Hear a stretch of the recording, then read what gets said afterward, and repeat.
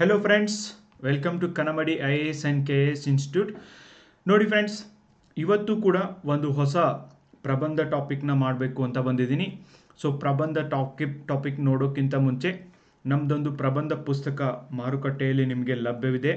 So essay ಪುಸ್ತಕ purchase ಮಾಡಬೇಕಾದವರು ಈ ಒಂದು ನಂಬರ್ಗೆ ಕಾಂಟ್ಯಾಕ್ಟ್ ಮಾಡಿ. ಐ ಹೋಪ್ ನಾನು ರೀಸೆಂಟ್ಲಿ ಮಾಡಿರುವಂಥ ಎಲ್ಲ ಪ್ರಬಂಧಗಳನ್ನ ನೀವು ನೋಡ್ತಿದ್ದೀರಾ ಅಂತ. 50 ಪ್ರಬಂಧಗಳಿರುವಂಥ ಪ್ರಚಲಿತ ಮತ್ತು ಬೇಸಿಕ್ ಎಸ್ಸೆಗಳಿರುವಂಥ ಒಂದು ಪ್ರಬಂಧ ಪುಸ್ತಕವನ್ನು ನಾನು ಬಿಡುಗಡೆ ಮಾಡಿದ್ದೀನಿ. ಸೊ 50 ಪ್ರಬಂಧಗಳು ನಿಮಗೆ ತುಂಬ ಉಪಯುಕ್ತ ಆಗ್ತವೆ. ಆಮೇಲೆ ಒಂದು ತಿಂಗಳ ಎಕ್ಸಾಮ್ ಇರಬೇಕಾದ್ರೆ ತೊಗೊಳ್ಳೋನು, ಇನ್ನೊಂದು ವಾರ ಬಿಟ್ಟು ತೊಗೊಳ್ಳೋನು ಅಂತ ಕೂಡಬೇಡ್ರಿ.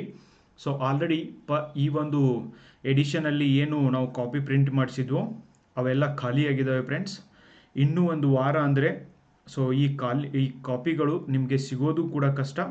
ಸೊ ಹಾಗಾಗಿ ಈ 50 ಪ್ರಬಂಧಗಳ ಪುಸ್ತಕ it is going to be your game changer. ನೋಡಿ, ಯಾವ ಒಂದು ಸಬ್ಜೆಕ್ಟ್ನ ಬಿಡದೇನೆ ನಾನು ಇದರೊಳಗೆ ಎಲ್ಲ ವಿಷಯನೂ ಕೂಡ ಕವರ್ ಮಾಡಿದ್ದೀನಿ ಗೈಸ್. ಓಕೆ, ಇನ್ಕ್ಲೂಡಿಂಗ್ ಕ್ರಿಮಿನಲ್ ಕಾನೂನುಗಳು ಏನು ಜಾರಿಗೆ ಬಂದಿದ್ದಾವೆ, ಸೊ ಅವುಗಳ ಬಗ್ಗೆನೂ ಕೂಡ ಇದರೊಳಗೆ ಜುಲೈ 1 ಕೂಡ ನಿಮಗೆ ಎಸ್ಸೆನ ಅಪ್ಡೇಟ್ ಮಾಡಿದ್ದೀನಿ. ರೀಸೆಂಟ್ಲಿ ಕರ್ನಾಟಕದಲ್ಲಿ ಆಗ್ತಾ ಇರುವಂಥ ವಿಷಯವನ್ನು ಅಪ್ಡೇಟ್ ಮಾಡಿದ್ದೀನಿ. ಓಕೆ, ಯಾರು KASಗೆ ಪ್ರಿಪೇರ್ ಮಾಡ್ತಿದ್ರ ಅವ್ರಿಗೂ ಕೂಡ ಹೆಲ್ಪ್ ಆಗುತ್ತೆ. 402 PSI ಪ್ರಿಪೇರ್ ಮಾಡೋರಿಗೂ ಕೂಡ ಇದು ಹೆಲ್ಪ್ ಆಗುತ್ತೆ. ಸೊ 50 ಏನು ಪ್ರಬಂಧಗಳಿದ್ದಾವೆ, ನೀವು ಪ್ರತಿದಿನ ಒಂದೊಂದು ಆರಾಮಾಗಿ ಕೂತು ಓದ್ಕೊಂಡ್ರು ಸಾಕು ಫ್ರೆಂಡ್ಸ್. ಸೊ ನಿಮಗೆ ಕರೆಂಟ್ ಅಪ್ಡೇಟ್ ಡೇಟಾ ಕೊಟ್ಟಿದ್ವಿ, ಆಮೇಲೆ ನಿಮಗೆ ಗ್ರಾಫ್ ಹಾಕಿ ಕೊಟ್ಟಿದ್ದೀವಿ, ನೈತಿಕತೆ ಬಗ್ಗೆ ಪ್ರಬಂಧವನ್ನು ಕೊಟ್ಟಿದ್ದೀವಿ. ಇನ್ನೂ ಏನು ಬೇಕು ಹೇಳಿ. ಓಕೆ, ಸೊ 50 ಪ್ರಬಂಧಗಳನ್ನು ನೀವು ಓದಿದ್ದೇ ಆದರೆ ಸರಿಯಾಗಿ ಕೂತು ಒಂದು ಕಡೆ ಇದೇ ಪ್ರಬಂಧಗಳು ನಿಮಗೆ ಎಕ್ಸಾಮಲ್ಲಿ ಬರ್ಬೋದು. ಇಲ್ಲ ಅಂದರೆ ಈ 50 ಪ್ರಬಂಧಗಳಲ್ಲಿ ನೀವೇನು ಓದಿದಿರೋ ಸೊ ಆ ಒಂದು ವಿಷಯಗಳ ಮೇಲೆ ಉಪಯೋಗ ಮಾಡಿಕೊಂಡು ಈ ಟಾಪಿಕ್ಗಳನ್ನು ನೀವು ಉಪಯೋಗ ಮಾಡಿಕೊಂಡು ನಿಮ್ಮದೇ ಆದಂಥ ಒಂದು ಪ್ರಬಂಧಗಳನ್ನು, ಬ್ಯೂಟಿಫುಲ್ ಆಗಿರುವಂಥ ಪ್ರಬಂಧಗಳನ್ನು ಬರಿಬೋದು ಫ್ರೆಂಡ್ಸ್. ಸೊ ನಿಮಗೆ ಒಂದು ಸರ್ತಿ ಜ್ಞಾನ ಬಂದುಬಿಟ್ರೆ ಸೊ ಆ ಜ್ಞಾನವನ್ನು ಉಪಯೋಗ ಮಾಡಿಕೊಂಡು ನೀವು ಉತ್ತಮ ಪ್ರಬಂಧವನ್ನು ಬರಿಬೋದು. ಸೊ ಯಾರಿಗೆ ಈ ಪುಸ್ತಕ ತೆಗೆದುಕೊಳ್ಳಲು ಇಷ್ಟ ಇದೆಯೋ ಬಹಳಷ್ಟು ಜನ ತೊಗೊಂಡಿದ್ದಾರೆ. ಸೊ ಇಲ್ಲಿ ನನ್ನ ನಂಬರ್ ಇದೆ, ಈ ನಂಬರ್ಗೆ ನೀವು ಜಸ್ಟ್ ವಾಟ್ಸಪ್ಪಿಂದ ನಿಮ್ಮ ಅಡ್ರೆಸ್ ಕಳಿಸ್ಕೊಟ್ರೆ ಪೋಸ್ಟ್ ಆಫೀಸ್ ಮೂಲಕ ಮನೆಗೆ ಕಳಿಸಿಕೊಡುವಂಥದ್ದನ್ನು ನಮಗೆ ಫೆಸಿಲಿಟಿ ಇದೆ ಫ್ರೆಂಡ್ಸ್. ಓಕೆ, ಸೊ ಈ ಪುಸ್ತಕವನ್ನು ತಗೊಳ್ಳೋದನ್ನು ಮರಿಬೇಡಿ. ನೀವು ಕ್ವಾಲಿಟಿ ನೋಡಿ, ಆಮೇಲೆ ಸೊ ನಿಮಗೆ ಗೊತ್ತಾಗುತ್ತೆ. Okay, let start. ನೋಡಿ, ರೀಸೆಂಟ್ಲಿ ಭಾರತದ ಸಮಾಜಕ್ಕೆ ಭ್ರಷ್ಟಾಚಾರ ಏನಾದರೂ ಶಾಪ ಆಗ್ತಿದೆಯಾ? ಓಕೆ, ಪ್ರಶ್ನೆನ ನಾನು ಈ ಥರ ಫ್ರೇಮ್ ಮಾಡಿದ್ದೀನಿ. ಹೆಚ್ಚುತ್ತಿರುವ ಭ್ರಷ್ಟಾಚಾರಕ್ಕೆ ಕಡಿವಾಣ ಹಾಕುವುದು ಹೇಗೆ? ಸೊ ನೀವು ನೋಡ್ಬೋದು, ಕರ್ನಾಟಕದಲ್ಲೇ ಆದಂಥ ಕೆಲವೊಂದು ಭ್ರಷ್ಟಾಚಾರ ಪ್ರಕರಣ, ಮುಡಾ ಅಲ್ಲಿ ಆಗಿರುವಂಥ ಪ್ರಕರಣ ಆಗಿರ್ಬೋದು, ಮೈಸೂರಿನಲ್ಲಿ ಆಗಿರುವಂಥ ಈ ಪ್ರಕರಣ ರಾಜ್ಯದಾದ್ಯಂತ ಸಿಕ್ಕಾಪಟ್ಟೆ ಸೌಂಡ್ ಮಾಡ್ತಾ ಇದೆ ಫ್ರೆಂಡ್ಸ್. PSI 545 ಒಂದು ಪ್ರಕರಣ ಆಗಿರಬಹುದು, ನಿಮಗೆಲ್ಲ ಗೊತ್ತೇ ಇದೆ. ಸೊ ಏನೆಲ್ಲ ಆಗಿತ್ತು ಇದರೊಳಗೆ ಅಂತ. ಪ್ರತಿ ಎಕ್ಸಾಮಲ್ಲೂ ಕೂಡ ಕ್ವಶನ್ ಪೇಪರ್ ಔಟ್ ಆಗುತ್ತೆ. ಸರ್ಕಾರಿ ಅಧಿಕಾರಿಗಳು ಪ್ರತಿ ವಾರನೂ ಕೂಡ 50 ಕೋಟಿ 60 ಕೋಟಿ 100 ಕೋಟಿ ಆಸ್ತಿ ಮಾಡಿರೋರು ಲೋಕಾಯುಕ್ತರ ಬಲೆಗೆ ಬೀಳ್ತಿದ್ದಾರೆ. ಆಮೇಲೆ ಸೊ ಸಾವಿರಾರು ಕೋಟಿ ಆಸ್ತಿ ಮಾಡಿರುವಂಥ ಪಾಲಿಟಿಷಿಯನ್ ಇವತ್ತು ನಮ್ಮನ್ನು ಆಳ್ತಿದ್ದಾರೆ. ಸೊ ಇಂಥ ಒಂದು ಸಮಾಜದೊಳಗಿರುವಾಗ ಭ್ರಷ್ಟಾಚಾರ ಸೊ ಯಾವ ಥರ ಕಡಿಮೆ ಮಾಡ್ಬೋದು, ಅದಕ್ಕೆ ಕಾರಣಗಳೇನು, ಅದರ ಪರಿಣಾಮಗಳೇನು, ಮತ್ತು ಸೊ ಇದಕ್ಕೆ ಇರುವಂಥ ಪರಿಹಾರಗಳೇನು, ಸರ್ಕಾರ ತೆಗೆದುಕೊಂಡಂಥ ಪರಿಹಾರಗಳೇನು, ಇಲ್ಲಿವರೆಗೂ ಯಾವ್ಯಾವ ಕಾಯ್ದೆಗಳನ್ನ ಮಾಡಿದ್ದಾರೆ, ಪೂರ್ತಿ ಇದರ ಮೇಲಿನ ನೈತಿಕತೆ ಒಂದು ವಿಷಯವನ್ನು ಹಿಡ್ಕೊಂಡು ಪೂರ್ತಿ ವಿಷಯವನ್ನು ನಾನು ನಿಮ್ಗೆ ಹೇಳ್ಕೊಡ್ತೀನಿ. ಯಾರು ಕೂಡ ಸ್ಪೀಡಾಗಿಟ್ಟು ಕೇಳಬೇಡ್ರಿ, ಆರಾಮಾಗಿ ಕೂತು ಕೇಳಿಸ್ಕೊಡ್ರಿ. ಒನ್ಸ್ ಫಾರ್ ಆಲ್ ನೀವು ಒಂದು ಸರ್ತಿ ಕರೆಕ್ಟಾಗಿ ಕೇಳಿಸ್ಕೊಂಡ್ರೆ ವಾಪಸ್ ನೀವು ಮತ್ತೆ ಎಲ್ಲೂ ಇದರ ಬಗ್ಗೆ ಓದುವಂಥ ಅವಶ್ಯಕತೆ ಬೀಳೋದಿಲ್ಲ ಫ್ರೆಂಡ್ಸ್. ಸೊ ಆರಾಮಾಗಿ ಕೇಳಿಸ್ಕೊಳ್ಳಿ. ಸೊ ಪುಸ್ತಕವನ್ನು ಇವತ್ತೇ ಆರ್ಡರ್ ಮಾಡೋದನ್ನು ಮರಿಬೇಡಿ ಫ್ರೆಂಡ್ಸ್. ಸೊ ನಿಮಗೆ ಡೆಫಿನೆಟ್ಲಿ ಅದು ಉಪಯೋಗ ಆಗುತ್ತೆ.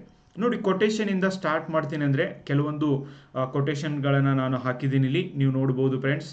ತಂದೆಯ ಸಂಪತ್ತಿನಲ್ಲಿ ಊಟ ಮಾಡಿ ಭೋಗಿಸಿದರೆ ಸೊ ಹಳಸಿದ್ದು ಉಂಡಂತೆ, ಇನ್ನೊಬ್ಬರ ಸಂಪತ್ತಿನ ಸಾಲ ಮಾಡಿ ಉಂಡರೆ ಎಂಜಲು ಉಂಡಂತೆ. ಓಕೆ, ನಿನ್ನ ದುಡಿಮೆಯಲ್ಲಿ ನೀನು ಉಣಬೇಕು ಅಂತ ಸೊ ಕೊಪ್ಪಳದ ಗವಿಮಠ ಶ್ರೀಗಳು ಹೇಳಿದಂಥ ಒಂದು ಮಾತು, ಸುಳ್ಳಿನಿಂದ ಪಡೆದ ಸ್ಥಾನ, ದರ್ಪದಿಂದ ಪಡೆದ ಮಾನ, ಮೋಸದಿಂದ ಪಡೆದ ಧನ ಯಾವತ್ತೂ ಶಾಶ್ವತವಾಗುವುದಿಲ್ಲ. ಇಂಥವುಗಳನ್ನು ಹೆಚ್ಚು ಮಾತುಗಳನ್ನು ಜನರಿಗೆ ಮುಟ್ಟಿಸುವ ಅವಶ್ಯಕತೆ ಇವತ್ತಿದೆ ಫ್ರೆಂಡ್ಸ್. ಯಾಕಂದರೆ ಭ್ರಷ್ಟಾಚಾರದಿಂದ ಯಾರೂ ಹಿಂಸರಿತಾ ಇಲ್ಲ. ನೆಕ್ಸ್ಟ್, ಅಕ್ಷರ ಕಲಿತ ವ್ಯಕ್ತಿ ಭ್ರಷ್ಟನಾದರೂ ಆಗಬಹುದು. ಎಸ್, ಡೆಫಿನೆಟ್ಲಿ ಇವತ್ತು ಈ ದೇಶದೊಳಗೆ ಎಜುಕೇಟೆಡ್ಗಳೇ ಅತಿ ಹೆಚ್ಚು ಅಪರಾಧಗಳಲ್ಲಿ ಭಾಗಿಯಾಗ್ತಾ ಇರೋದು. ಎಜುಕೇಟೆಡ್ಗಳು ಭ್ರೂಣ ಹತ್ಯೆಯನ್ನು ಮಾಡ್ತಾ ಇದ್ರು, ಎಜುಕೇಟೆಡ್ಗಳೇ ರೇಪ್ ಕೇಸ್ಗಳಲ್ಲಿ ಭಾಗಿಯಾಗ್ತಾ ಇರೋದು, ಎಜುಕೇಟೆಡ್ಗಳೇ ಸೊ ಇಂಥ ಒಂದು ಕೃತ್ಯಗಳಲ್ಲಿ ಹೆಚ್ಚು ಸಿಗ್ತಿದ್ದಾರೆ ಫ್ರೆಂಡ್ಸ್. ಆದರೆ ಸಂಸ್ಕಾರವನ್ನು ಕಲಿತ ವ್ಯಕ್ತಿ ಎಂದಿಗೂ ಭ್ರಷ್ಟನಾಗಲಾರ. ಯಾಕಂದರೆ ಸಂಸ್ಕಾರಕ್ಕೆ ಆ ಶಕ್ತಿ ಇದೆ. ಅಂದರೆ ಸಂಸ್ಕಾರದಿಂದ ಮಾತ್ರ ಈ ಒಂದು ಉತ್ತಮ ಸಂಸ್ಕಾರದಿಂದ ಮಾತ್ರ ಈ ವ್ಯವಸ್ಥೆ ಹೋಗಲಿಕ್ಕೆ ಸಾಧ್ಯ ಇದೆ ಫ್ರೆಂಡ್ಸ್. ಲೆಟ್ ಸಿ, ನೋಡೋಣ. ಇವುಗಳಲ್ಲಿ ನೀವು ಯಾವುದಾದ್ರೂ ಉಪಯೋಗ ಮಾಡ್ತೀನಿ ಅಂದರೂ ಮಾಡ್ಬೋದು. ನಾನು ಇಂಟ್ರೊಡಕ್ಷನ್ನ ಒಂದು ಕರೆಂಟ್ ಇಶ್ಯೂ ಮೇಲೇ ಪ್ರಾರಂಭ ಮಾಡಿರ್ತೀನಿ, ಈಗಲೂ ಕೂಡ ಅದನ್ನೇ ಮಾಡಿದ್ದೀನಿ. ನೋಡಿ, ಭ್ರಷ್ಟಾಚಾರವು ಆಧುನಿಕ ಸಮಾಜಕ್ಕೆ ಅಂಟಿರುವ ಒಂದು ಕ್ಯಾನ್ಸರ್ ರೋಗದಂತೆ. ಎಸ್, ಓಕೆ, ಇದು ಸ್ಲೋಲಿ ನಮ್ಮನ್ನೆಲ್ಲ ಒಂಥರ ಕೊಲೆ ಮಾಡ್ತಾ ಇದೆ. ಬಟ್ ಅದು ಬಹಳಷ್ಟು ಜನಕ್ಕೆ ಗೊತ್ತಾಗ್ತಾ ಇಲ್ಲ. ಜಗತ್ತಿನ ಬಹುತೇಕ ಮುಂದುವರಿಯುತ್ತಿರುವ ದೇಶಗಳು ಭ್ರಷ್ಟಾಚಾರದ ಸಮಸ್ಯೆಯನ್ನು ಎದುರಿಸ್ತಿವೆ. ಮುಂದುವರಿಯುತ್ತಿರುವ ದೇಶಗಳು, ದಟ್ಸ್ ವೆರಿ ಇಂಪಾರ್ಟೆಂಟ್ ಫ್ರೆಂಡ್ಸ್. ಅಂದರೆ ಸರ್ ಮುಂದುವರಿದ ದೇಶಗಳಲ್ಲಿ ಇದಿಲ್ವಾ ಅಂದರೆ ಇದೆ, ಬಟ್ ತುಂಬಾ ಕಡಿಮೆ. ಅದಕ್ಕೇ ಅವು ಮುಂದುವರೆದಿದ್ದಾವೆ. ಬಟ್ ಈ ಮುಂದುವರಿಯುತ್ತಿರುವಂಥ ದೇಶಗಳಲ್ಲಿ ಬರೀ ರಿಸರ್ವೇಷನ್ನು, ಬರೀ ಕರಪ್ಷನ್ನು ಇವೆಲ್ಲ ಆಗ್ತಾ ಇರೋದನ್ನೇ ಇವು ಲಾಸ್ಟ್ 100 ವರ್ಷದಿಂದ ಮುಂದುವರಿಯುತ್ತಿರುವ ದೇಶಗಳೇ ಆಗಿ ಮುಂದುವರಿಯುತ್ತಿವೆ ಫ್ರೆಂಡ್ಸ್. ಓಕೆ, ನೋಡಿ, 2024ರ ಟ್ರಾನ್ಸ್ಪರೆನ್ಸಿ ಇಂಟರ್ನ್ಯಾಷನಲ್ ಬಿಡುಗಡೆ ಮಾಡುವ ಕರಪ್ಷನ್ ಪರ್ಸೆಪ್ಷನ್ ಇಂಡೆಕ್ಸ್ನಲ್ಲಿ ಭ್ರಷ್ಟಾಚಾರ ಸೂಚ್ಯಾಂಕದಲ್ಲಿ ಭಾರತ 180 ದೇಶಗಳ ಪೈಕಿ 93ನೇ ಸ್ಥಾನ ದೊರೆತಿದೆ. ಓಕೆ, ಸೊ ಇದನ್ನು ನೀವು ಬರೀಬಹುದು. ಅಂದರೆ ಡೆಫಿನೆಟ್ಲಿ ಭ್ರಷ್ಟಾಚಾರ ಹೆಚ್ಚಾಗುತ್ತಿದೆ ಕಳೆದ ವರ್ಷಕ್ಕೆ ಕಂಪೇರ್ ಮಾಡಿದರೆ. ಅಂದರೆ ಭಾರತದಲ್ಲಿ ಒಂದು ಕಡೆಯಿಂದ ಜನಸಂಖ್ಯೆ ಹೆಚ್ಚಾಗುತ್ತಿದೆ, ವರ್ಷದಿಂದ ವರ್ಷಕ್ಕೆ ಭ್ರಷ್ಟಾಚಾರವೂ ಕೂಡ ಹೆಚ್ಚಾಗುತ್ತಿದೆ. ಅಷ್ಟೇ ಅಲ್ಲ, ಇದು ಒಂದು ದೊಡ್ಡ ಸಾಮಾಜಿಕ ಸಮಸ್ಯೆಯಾಗಿ ನಮ್ಮ ದೇಶವನ್ನು ಕಾಡುತ್ತಿದೆ. Every full stop, comma and everything is important guys.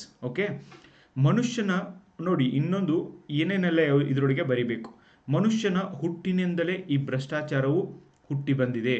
ಅಂದರೆ ಐತಿಹಾಸಿಕ ಕಾಲದಿಂದಲೂ ಭ್ರಷ್ಟಾಚಾರವು ನಮ್ಮ ಸಮಾಜವನ್ನು ಆವರಿಸಿದೆ. ಕೌಟಿಲ್ಯನ ಅರ್ಥಶಾಸ್ತ್ರದಲ್ಲೂ ಕೂಡ ಭ್ರಷ್ಟಾಚಾರದ ಬಗ್ಗೆ ಬರೆಯಲಾಗಿದೆ. ಈ ಥರನೂ ನೀವು ಬರೀಬಹುದು. ಭಾರತದಲ್ಲಿ ಭ್ರಷ್ಟಾಚಾರದ ಪ್ರಕರಣಗಳು ಹೆಚ್ಚುತ್ತಿರುವ ರಾಜ್ಯಗಳಲ್ಲಿ ಕರ್ನಾಟಕ ಕೂಡ ಓಕೆ ಮುಂಚೂಣಿಯಲ್ಲಿ ಕಂಡುಬರುವ ಒಂದು ರಾಜ್ಯವಾಗಿದೆ. 140 ಕೋಟಿ ಜನಸಂಖ್ಯೆ ಇರುವ ಭಾರತ ದೇಶದಲ್ಲಿ ಓಕೆ, ವೆರಿ ಇಂಪಾರ್ಟೆಂಟ್. ನೋಡಿ, ನಾನು ಏನೇನೆಲ್ಲ ಡೇಟಾ ಹಾಕಿದ್ದೀನಿ, ಏನೇನೆಲ್ಲ ಕರೆಂಟ್ ಅಫೇರ್ಸ್ ಆ್ಯಡ್ ಮಾಡಿದ್ದೀನಿ. RBIನ ವರದಿ ಪ್ರಕಾರ 9.2% ಇತ್ತೀಚೆಗೆ 2024 ಜುಲೈನಲ್ಲಿ ಬಿಡುಗಡೆ ಮಾಡಿದಿರುವಂಥ ವರದಿಯಲ್ಲಿ 9.2% ನಿರುದ್ಯೋಗ ಪ್ರಮಾಣ ಇರುವುದು ಕೂಡ ಭ್ರಷ್ಟಾಚಾರಕ್ಕೆ ಡೆಫಿನೆಟ್ಲಿ ಕಾರಣವಾಗುತ್ತಿದೆ. ಓಕೆ, ವೈಯಕ್ತಿಕ ಲಾಭಕ್ಕಾಗಿ ಅಧಿಕಾರವನ್ನು ದುರುಪಯೋಗ ಪಡಿಸಿಕೊಳ್ಳುವುದೇ ಭ್ರಷ್ಟಾಚಾರವಾಗಿದೆ. ಅದು ಏನೇ ಆಗಿರಲಿ ಫ್ರೆಂಡ್ಸ್, ಇಂದು ಕಾನೂನುಗಳ ರಕ್ಷಕರೇ ಕಾನೂನುಗಳ ಭಕ್ಷಕರಾದಾಗ ಇನ್ನೆಲ್ಲಿಂದ ನ್ಯಾಯ, ಇನ್ನೆಲ್ಲಿಂದ ನೀತಿ ಇರುವಂಥ ಸಮಾಜ ಸೃಷ್ಟಿಸಲು ನಮಗೆ ಸಾಧ್ಯ ಇದೆ. ಯಾರು ಕಾನೂನುಗಳನ್ನು ರಕ್ಷಣೆ ಮಾಡಬೇಕು ಅವರೇ ಕಾನೂನುಗಳನ್ನು ಮುರಿದಾಗ ಎಲ್ಲಿಯ ನ್ಯಾಯ, ಎಲ್ಲಿಯ ನೀತಿ ಅನ್ನುವಂಥ ಪ್ರಶ್ನೆ ಕೂಡ ಹುಟ್ಟುತ್ತೆ ಫ್ರೆಂಡ್ಸ್. ಓಕೆ, ನೋಡಿ, ನೆಕ್ಸ್ಟ್ ಪ್ಯಾರಾಗ್ರಾಫ್ ಮಾಡಿ ಬರೀಬೇಕು. ಇಂಟ್ರೊಡಕ್ಷನಲ್ಲೂ ಕೂಡ ನೀವು, ನಾನು ಇರುವವರೆಗೂ ನ್ಯಾಯಯುತವಾಗಿ ಮತ್ತು ಸಾರ್ವಜನಿಕ ಹಿತಾಸಕ್ತಿಗೆ ಧಕ್ಕೆಯಾಗದಂತೆ ಸರಕಾರಿ ಕೆಲಸವನ್ನು ಮಾಡುತ್ತೇನೆಂದು ಪ್ರಮಾಣ ವಾಚ್ಯವನ್ನು ತೆಗೆದುಕೊಂಡವರೇ ಇಂದು ಅದನ್ನು ಮುರಿಯುತ್ತಿರುವುದು ಒಂದು ದೊಡ್ಡ ದುರಂತವೇ ಸರಿ. ಹೌದಾ? ಸೊ ಸಂವಿಧಾನದ ಮೇಲೆ, ಭಗವದ್ಗೀತೆ ಮೇಲೆ ಕೈಯನ್ನು ಇಟ್ಟು ಪ್ರಾಮಿಸ್ ಮಾಡಿ ಇವತ್ತು ಅಂಥವರೇ ಈ ನಿಯಮಗಳನ್ನು ಪಾಲನೆ ಮಾಡ್ತಾ ಇಲ್ಲ ಅಂದರೆ ಉಳ್ಕಿದವರು ಎಲ್ಲಿಂದ ಪಾಲನೆ ಮಾಡಬೇಕು? ಓಕೆ, ಇದರಿಂದ ನಮ್ಮ ಸಮಾಜದಲ್ಲಿ ಭ್ರಷ್ಟಾಚಾರ ಹೆಚ್ಚಾಗುತ್ತಿದೆ. ಮನುಷ್ಯನಿಗೆ ಆಸೆ ಇರುವುದು ತಪ್ಪಲ್ಲ, ಓಕೆ, ಆದರೆ ದುರಾಸೆ ಇರುವುದು ಡೆಫಿನೆಟ್ಲಿ ತಪ್ಪಲ್ಲ, ದೊಡ್ಡ ತಪ್ಪು.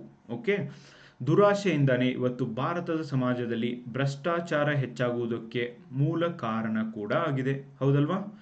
ಸೊ ಬಸವಣ್ಣ ಕಾಯಕವೇ ಕೈಲಾಸ ಅಂತ ಹೇಳಿದಂಥ ಒಬ್ಬ ಮಹಾನುಭಾವನನ್ನು ಲಾಸ್ಟಿಗೆ ಒಯ್ದು ಕೊಂದಿದ್ದನ್ನು ಕಾಣ್ತೀವಿ ಫ್ರೆಂಡ್ಸ್. ಅಂದರೆ ದುಡಿದು ತಿನ್ರೋ, ಇನ್ನೊಬ್ಬರು ಆರಾಮಿ ತಿನ್ನಬೇಡ್ರಿ, ಕಾಯಕವೇ ನಿಮ್ಮ ನಿಜವಾದ ಕೈಲಾಸ, ಸೊ ನಿಮ್ಮ ದುಡಿಮೆಯೇ ನಿಮ್ಮ ಸ್ವರ್ಗ ಅಂತ ಹೇಳಿರುವಂಥ ಬಸವಣ್ಣನ್ನೇ ಕೊಂದ ಸಮಾಜದೊಳಗೆ ನಾವಿದ್ದೀವಿ. ಇನ್ನು ಇವರು ಬಸವಣ್ಣ ಹೇಳಿದ್ದನ್ನು ಯಾರು ಫಾಲೋ ಮಾಡ್ತಾರೆ ಫ್ರೆಂಡ್ಸ್?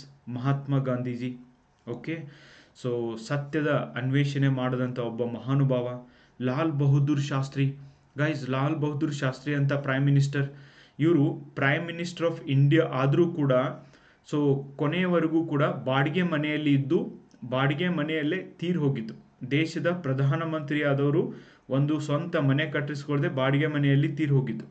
ಓಕೆ, ಅಂದರೆ ಈಗಿನ ಒಬ್ಬ ಪಂಚಾಯಿತಿ ಮೆಂಬರ್ ಇದ್ದವನು ಕೂಡ ಸೊ ಕೋಟ್ಯಾಂತರ ರೂಪಾಯಿ ಆಸ್ತಿ ಮಾಡಿ ಸರ್ಕಾರ ಪ್ರಧಾನಮಂತ್ರಿ ಆವಾಸ್ ಯೋಜನೆ ಅಡಿಯಲ್ಲಿ ಸೊ ಮನೆ ಕಟ್ಟಿ ಕೊಟ್ಟರೆ ಬಡವರಿಗೆ ಅಂತ, ಅದರಲ್ಲಿ ಇವರೇ 10 ಮನೆ ಕಟ್ಟಿಸ್ಕೊಂಡು ಸೊ ಅದನ್ನು ಬಾಡಿಗೆ ಕೊಟ್ಟು ಬಾಡಿಗೆ ತಿಂದು ಆರಾಮಾಗಿ ಬದುಕುವಂಥ ಸಮಾಜದೊಳಗೆ ನಾವಿದ್ದೀವಿ. ಆದರೆ ಲಾಲ್ ಬಹದ್ದೂರ್ ಶಾಸ್ತ್ರಿ ಅಂತವರು ಡೆಫಿನೆಟ್ಲಿ ಒಂದು ಉದಾಹರಣೆಯಾಗಿ ನಿಲ್ತಾರೆ ಗೈಸ್. ಕರ್ಪೂರಿ ಠಾಕೂರ್, ಇವ್ರ ಹೆಸರು ನಾನು ಯಾಕೆ ಹಾಕಿದ್ದೀನಿ ಅಂದರೆ ಇವರಿಗೆ ನೊಬೆಲ್ ಪ್ರೈಸ್ ಕೂಡ ಬಂದಿದೆ. ಇವರು ಫಾರ್ಮರ್ ಬಿಹಾರ್ ಚೀಫ್ ಮಿನಿಸ್ಟರ್ ಕೂಡ ಆಗಿದ್ರು friends, Karpoori Thakur.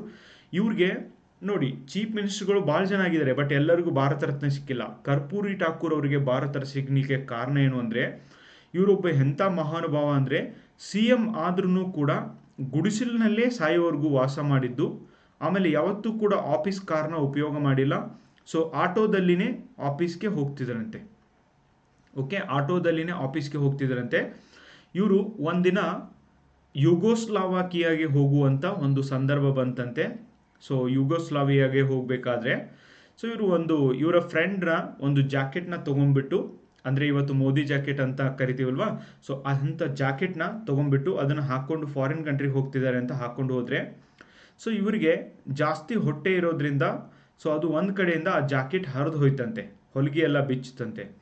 So but ಅಲ್ಲಿ ಹೋದಾಗ ಆ ಹರಿದಿದ್ದ ಜಾಕೆಟ್ನ ನೋಡಿ ಯುಗೋಸ್ಲಾವಿಯಾದ ಪ್ರೆಸಿಡೆಂಟು, ನೀನು ನನ್ನ ಫ್ರೆಂಡ್, ನಾನು ಭಾರತೀಯದ ನೀನು ನನ್ನ ಫ್ರೆಂಡ್ ಇದ್ದಂಗೆ ಅಂತ ಹೇಳ್ಬಿಟ್ಟು ಇವ್ರಿಗೊಂದು ಜಾಕೆಟ್ ಕೊಟ್ಟು ಗಿಫ್ಟ್ ಕೊಟ್ಟು ಕಳಿಸಿದ್ರಂತೆ ಫ್ರೆಂಡ್ಸ್. ಸೊ ಅಂದರೆ ನೈತಿಕತೆಗೆ, ಒಂದು ಪಾರದರ್ಶಕತೆಗೆ ಮತ್ತು ಸತ್ಯಕ್ಕೆ ಒಂದು ಸಿಂಬಾಲ್ ಆಗಿ ಇಂಥವರೆಲ್ಲ ನಿಲ್ತಾರೆ ಫ್ರೆಂಡ್ಸ್. ಇನ್ನು ಸರ್ ಎಂ ವಿಶ್ವೇಶ್ವರಯ್ಯನ ಅಂತವರು. ಓಕೆ, ನೋಡಿ ಫ್ರೆಂಡ್ಸ್, ಇವರೆಲ್ಲ ನಮ್ಮ ಐಡಿಯಲ್ ಆಗಬೇಕು, ಬಟ್ ಆಗ್ತಾ ಇಲ್ಲ ಇವತ್ತು. ಸೊ ಅವತ್ತು ಮೈಸೂರಿನಲ್ಲಿ ನಾಲ್ವಡಿ ಕೃಷ್ಣರಾಜ ಒಡೆಯರ್ ಹೇಳ್ತಾರೆ, ನಾನು ಇನ್ನು ಮುಂದೆ ಹಿಂದುಳಿದವರಿಗೆ ಮೀಸಲಾತಿಯನ್ನು ನೀಡ್ತೀನಿ ಅಂತ. ವಿಶ್ವೇಶ್ವರಯ್ಯನವರು ಮೊದಲೇ ಹೇಳಿದರು, ಸೊ ಸರ್ಕಾರಿ ಹುದ್ದೆಯನ್ನು ಪಡೆಯುವವರಿಗೆ ಮೆರಿಟ್ ಇರಬೇಕೇ ಹೊರತು ಜಾತಿ ಆಧಾರದ ಮೇಲೆ ನಿಲ್ಬಾರ್ದು. ಸೊ ಜಾತಿ ಆಧಾರದ ಮೇಲೆ ಹುದ್ದೆಯನ್ನು ನೀಡಿದರೆ ನಾನು ಕೆಲಸ ಮಾಡೋದಿಲ್ಲ ಅಂತ ಇವರು ದಿವಾನರ ಪೋಸ್ಟ್ಗೆ ರಿಸೈನ್ ಮಾಡ್ತಾರೆ. ಅಂದರೆ ಭ್ರಷ್ಟಾಚಾರಕ್ಕೆ ಎಷ್ಟು ವಿರುದ್ಧವಾಗಿದ್ರು ನೋಡಿ ಫ್ರೆಂಡ್ಸ್. ಅಬ್ದುಲ್ ಕಲಾಂರಂಥ ಒಬ್ಬ ಮಹಾನುಭಾವ ಹುಟ್ಟಿರುವಂಥ ದೇಶ ಇದು. ಓಕೆ, ಇಲ್ಲಿ ಇಷ್ಟೊಂದು ಭ್ರಷ್ಟಾಚಾರ ಆಗ್ತಾ ಇರೋದು ದೊಡ್ಡ ದುರಂತವೇ ಸರಿ ಫ್ರೆಂಡ್ಸ್.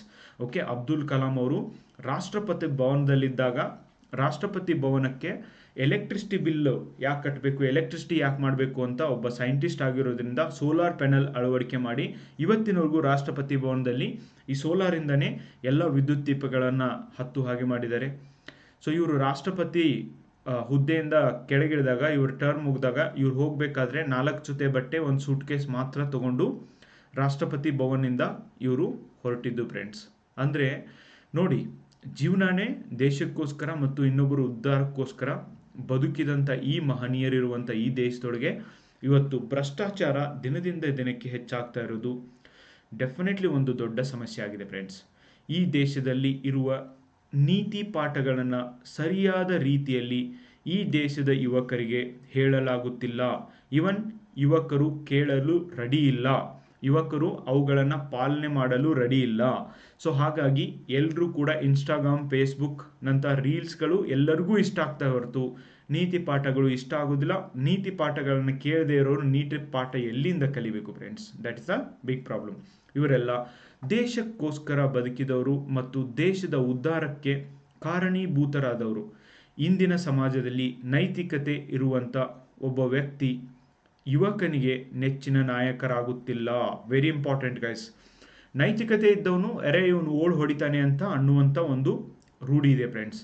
ಸೊ ನೈತಿಕತೆ ಇದ್ದವನು ಒಬ್ಬ ಬೆಸ್ಟ್ ಲೀಡರ್ ಆಗ್ತಾ ಇಲ್ಲ ಇವತ್ತು. ಬದಲಾಗಿ ಯಾರ ಹತ್ತಿರ ಹೆಚ್ಚು ಹಣ ಇದ್ದಾವೋ, ಯಾರು ಹೆಚ್ಚು ಹಣ ಗಳಿಸಿದರೋ ಅವರು ಯುವಕರಿಗೆ ನೆಚ್ಚಿನ ನಾಯಕರಾಗ್ತಿದ್ದಾರೆ. ಯಾರ ಹತ್ರ ದೊಡ್ಡ ಕಾರ್ ಇದೆಯೋ, ಯಾರು 4 ಮಂದಿ ಬಿಟ್ಟು 40 ಮಂದಿ ಹೊಟ್ಟೆ ಹೊಡಿತಾರೋ, ಸೊ ಯಾರು ಮಿಂಚಾಗಿ ಬರ್ತಿದಾರೋ ಅಂಥವ್ರ ಮೇಲೆ ಯುವಕರ ಕಣ್ಣಿದೆ ಹೊರತು ನೈತಿಕತೆಯಿಂದ ಬದುಕ್ತಾ ಇರುವಂಥ ಜನರನ್ನ ಈ ಸಮಾಜದಲ್ಲಿ ಗುರುತಿಸೋದು ತುಂಬಾನೇ ವಿರಳ.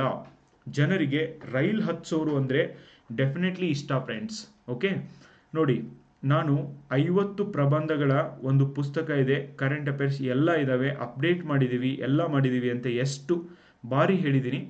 ಸೊ ಎಷ್ಟು ಜನ ವಿಡಿಯೋ ನೋಡ್ತೀರಾ, ಬಟ್ ಒಂದು ಸರ್ತಿ ಆದರೂ ವಿಚಾರ ಮಾಡಿರಿ. ಓಕೆ, ಡೆಫಿನೆಟ್ಲಿ ಈ ವಿಡಿಯೋದಲ್ಲೇ ಕಂಟೆಂಟ್ ಇದೆ ಅಂದರೆ ಆ ಪುಸ್ತಕನೂ ನಮಗೆ ಉಪಯೋಗ ಆಗ್ಬೋದು ಅಂತ ವಿಚಾರ ಮಾಡಿ ಫ್ರೆಂಡ್ಸ್. ನೀವು ಒಳ್ಳೆಯದಕ್ಕೆ ಸಪೋರ್ಟ್ ಮಾಡಲಿಲ್ಲ ಅಂದರೆ ಸೊ ನಾಳೆ ಸರ್ಕಾರಿ ಹುದ್ದೆಗಳಲ್ಲಿ ಹೋಗಿ ಏನು ಮಾಡ್ತೀರಾ? ಓಕೆ, ಅದಕ್ಕೇ ಮಾರ್ಕೆಟಲ್ಲಿ ಜಸ್ಟ್ ಯಾರೋ ಮಾಡಿದ್ದನ್ನು ಕಾಪಿ ಮಾಡಿ ಇನ್ನೊಂದು ಮಾಡಿರುವಂಥ ಪುಸ್ತಕಗಳು ಅತಿ ಹೆಚ್ಚು ಸೇಲ್ ಆಗ್ತವೆ. ಬಟ್ ಅದ್ರ ಮೇಲೆ ಮಿಂಚಿಂಗ್ ಏನೋ ಹಾಕಿರ್ತಾರೆ. ಸೊ ಅಂಥವುಗಳನ್ನು ಬಹಳಷ್ಟು ಜನ ತಗೋತಾರೆ ಫ್ರೆಂಡ್ಸ್. ಬಟ್ ಕ್ವಾಲಿಟಿ ಇರುವಂಥ ಯಾವುದೇ ಪುಸ್ತಕ ಇರಲಿ, ನಮ್ಮದೇ ಅಂತಲ್ಲ, ಅದಕ್ಕೆ ವಿದ್ಯಾರ್ಥಿಗಳು ಅಂಥ ಪುಸ್ತಕಗಳನ್ನ ಓದಬೇಕು, ಅಂದಾಗ ಮಾತ್ರ ನಿಮಗೆ ಜ್ಞಾನ ಬರುತ್ತೆ ಫ್ರೆಂಡ್ಸ್. ಇಂದು ನಮ್ಮ ಸಮಾಜದಲ್ಲಿ ಮಗು ಹುಟ್ಟುವ ಆಸ್ಪತ್ರೆಯಿಂದ ಹಿಡಿದು ನೋಡಿರಲೋ, recently NEET exam scam. Okay, exam doctor ಆದವರು ನೋಡಿ, ಈ ದೇಶಕ್ಕೆ ಕರಪ್ಟ್ ಪೊಲೀಸ್ ಇದ್ದರೆ, ಅಂದರೆ ಭ್ರಷ್ಟಾಚಾರ ಮಾಡುವಂಥ ಪೊಲೀಸ್ ಇದ್ದರೆ, ಭ್ರಷ್ಟಾಚಾರ ಮಾಡುವಂಥ ಲಾಯರ್ ಇದ್ದರೆ ಈ ದೇಶ ಉಳಿಬೋದು. ಆದರೆ ಭ್ರಷ್ಟಾಚಾರ ಮತ್ತು ಫೇಕ್ ಡಾಕ್ಟರ್ಸ್ ಇದ್ದರೆ ಈ ಸಮಾಜ ಉಳಿಯೋದು ತುಂಬ ಕಷ್ಟ ಇದೆ ಫ್ರೆಂಡ್ಸ್. ಓಕೆ, ಆಸ್ಪತ್ರೆಯಲ್ಲಿ ಮಗು ಹುಟ್ಟೋದ್ರಿಂದ ಹಿಡಿದು, ಅಂದರೆ ಸೆಕ್ಷನ್ ಸಿಜರಿನ್ ಅಂತ ಕೇಳಿದಿರ, ಸೆಕ್ಷನ್ ಡೆಲಿವರಿನೇ ಅಂತ ಹೇಳ್ತಾರೆ. ಇವತ್ತು ಯಾರ್ದು ನಾರ್ಮಲ್ ಡೆಲಿವರಿ ಆಗ್ತಾನೇ ಇಲ್ಲ. 94%, 96% ಜನ ಇವತ್ತು ಇನ್ಸ್ಟಿಟ್ಯೂಷನಲ್ ಡೆಲಿವರಿಗೆ ಒಳಗಾಗ್ತಿದ್ದಾರೆ. ಆದರೆ ನಾರ್ಮಲ್ ಡೆಲಿವರಿ ಮಾಡಕ್ಕೆ ಕೊಡ್ತಾನೆ ಇಲ್ಲ.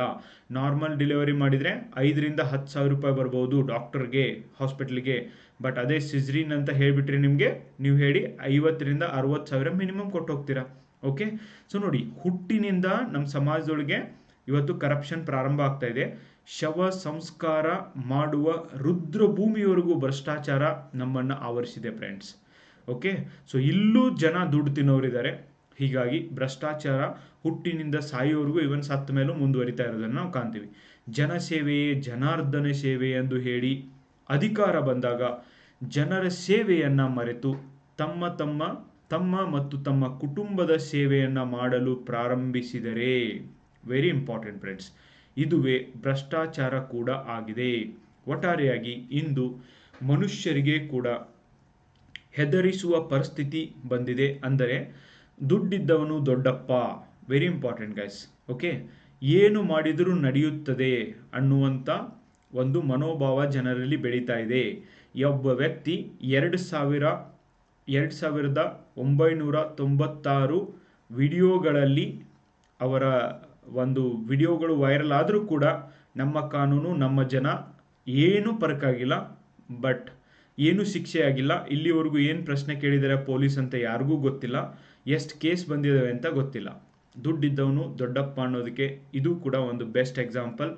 ಈ ದುಡ್ಡಿದ್ದವರು ಜೈಲಿಗೆ ಹೋದರೂ ಕೂಡ ಅವ್ರಿಗೆ ಮನೆ ಊಟ ಕೊಡ್ತಾರೆ, ಎಲ್ಲ ಫೆಸಿಲಿಟಿನ ಕೊಡ್ತಾರೆ. ಓಕೆ, ಸೊ ಹೀಗಾಗಿ ಇನ್ನು ದುಡ್ಡಿದ್ದವರೇ ಗ್ರೇಟ್ ಅನ್ನುವಂಥ ಒಂದು ಮನೋಭಾವ ಜನರ ಹತ್ರ ಬೆಳೀತಾ ಇದೆ. ದುಡ್ಡು ಗಳಿಸ್ಲಿಕ್ಕೆ ಕರಪ್ಷನ್ ಮಾಡ್ತಿದ್ದಾರೆ, ವೆರಿ ಸಿಂಪಲ್. ಓಕೆ, ಮನೋಭಾವ ಅನ್ಯ ಮಾರ್ಗದಿಂದ ಹೆಚ್ಚು ದುಡ್ಡು ಮಾಡಲು ಕೂಡ ಪ್ರೇರೇಪಿಸುತ್ತಿದೆ ಆ್ಯಕ್ಚುಲಿ.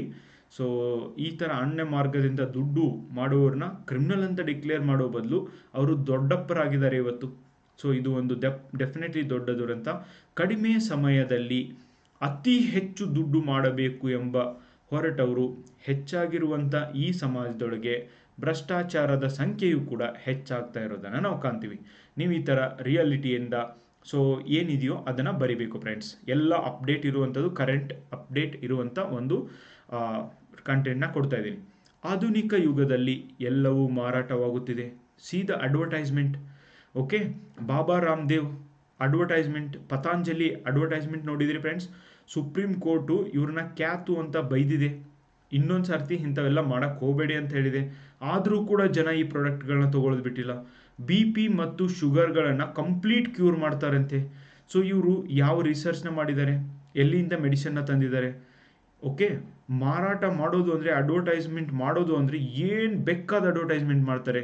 ಇವತ್ತು ನಮ್ಮ ಹಾಲಿವುಡ್ ಮತ್ತು ಕನ್ನಡ ಹೀರೋಯಿನ್ಗಳು ಎಷ್ಟೋ ಜನ ಈ ತಂಬಾಕುಗಳನ್ನು ಪ್ರಮೋಟ್ ಮಾಡ್ತಾರೆ. ಓಕೆ, ಸೊ ಅಂಥವ್ರ ಮೂವಿಗಳನ್ನು ಇವರು ಹೀರೋ ಅಂತ ನೋಡ್ತಾರೆ. ಬಟ್ ಅದೇ ನಮ್ಮ ರೈತರು ಹಗಲು ರಾತ್ರಿ ಹೊಲದಲ್ಲಿ ದುಡಿದು ಸಾಯ್ತಿದ್ದಾರೆ, ಅವ್ರು ನಮಗೆ ಹೀರೋಗಳಲ್ಲ ಅಂತೆ. ಸೊ ಹೀಗಿರುವಾಗ ಎಲ್ಲಿಂದ ಕರಪ್ಷನ್ ನಿಲ್ಲುತ್ತೆ ಗೈಸ್? ಓಕೆ, ಪ್ರತಿಯೊಬ್ಬರು ಕೂಡ ಮನೆಯಲ್ಲಿ ಕುಳಿತು ಹಣವನ್ನು ಗಳಿಸಬೇಕು. ಇವತ್ತು ಕೇಳಿರಿ, ಮನೆಯಲ್ಲೇ ಕುಳಿತು ನೀವು ಹಣವನ್ನು ಗಳಿಸ್ಬೋದು. ಅಡ್ವರ್ಟೈಸ್ಮೆಂಟ್ ಕೇಳಿರಿ. ಸೊ ಹಾಗೆ ಹೇಳಿ ನಿಮ್ಮ ಕಡೆಯಿಂದ 10,000 ರೂಪಾಯಿ ಮೊದಲು ತಗೋತಾರೆ. ಸೊ ಅದಕ್ಕೆ ನಿಮಗೆ 40-50,000 ರೂಪಾಯಿನ ವಾಪಸ್ ರಿಟರ್ನ್ ಮಾಡ್ತಾರೆ. ಬಟ್ ಅಲ್ಲಿಗೆ ನಿಮ್ಮನ್ನು ಸುಮ್ಬಿಡ್ತಾರಾ? ಸೊ 10,000ಕ್ಕೆ 40,000 ಕೊಟ್ಟಿದ್ದೀವಿ, ಈಗ 1 ಲಕ್ಷ ಇನ್ವೆಸ್ಟ್ಮೆಂಟ್ ಮಾಡಿ ನಿಮಗೆ 4 ಲಕ್ಷ ಕೊಡ್ತೀವಿ ಅಂತ ಹೇಳ್ತಾರೆ. ನೀವು ಕೂಡ ಬಹಳಷ್ಟು ಜನ ಮನೆಗೆ ಕೂತು ಏನು ಮಾಡೋದು, 1 ಲಕ್ಷ ಇನ್ವೆಸ್ಟ್ಮೆಂಟ್ ಮಾಡೋಣ ಅಂತ ಮಾಡಿದಾಗ ಸೊ 1 ಲಕ್ಷ ಡಮಾರ್ ಆಗ್ತಿದ್ದಾವೆ. ಆಮೇಲೆ ಸೈಬರ್ ಕ್ರೈಮ್ಸ್ ಅಂತ ಹೇಳ್ಬಿಟ್ಟು ಸೈಬರ್ ಕ್ರೈಮ್ ಅಂತ ಪೊಲೀಸ್ ತಲೆ ತಿನ್ನೋದು ಹೋಗಿ.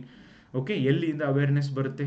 ಈ ದುರಾಶೆಗೆ ಯಾಕೆ ಜನ ಒಳಗಾಗ್ತಿದ್ದಾರೆ? ಯಾಕೆ 1 ಲಕ್ಷ ಇದ್ದಿದ್ದು ವಿದಿನ್ ಅ ಸ್ಪ್ಯಾನ್ ಆಫ್ ಕಡಿಮೆ ಸಮಯದೊಳಗೆ ಯಾಕೆ 5 ಲಕ್ಷ ಆಗಬೇಕಾಗಿದೆ? ನೀವು ಹೇಳಿ ಫ್ರೆಂಡ್ಸ್. ಯಾರಾದರೂ ಸುಮ್ಮನೆ ದುಡ್ಡು ಕೊಡ್ತಾರಾ? ಅದು ಒಳ್ಳೇದಕ್ಕಂತೂ ಯಾರೂ ದುಡ್ಡು ಕೊಡೋದಿಲ್ಲ ಫ್ರೆಂಡ್ಸ್. ಕೆಟ್ಟದಕ್ಕೆ ಮಾತ್ರ ನೀವು ಫೂಲ್ ಮಾಡಿ ಇಸ್ಕೋಬೇಕು ಜನರನ್ನ.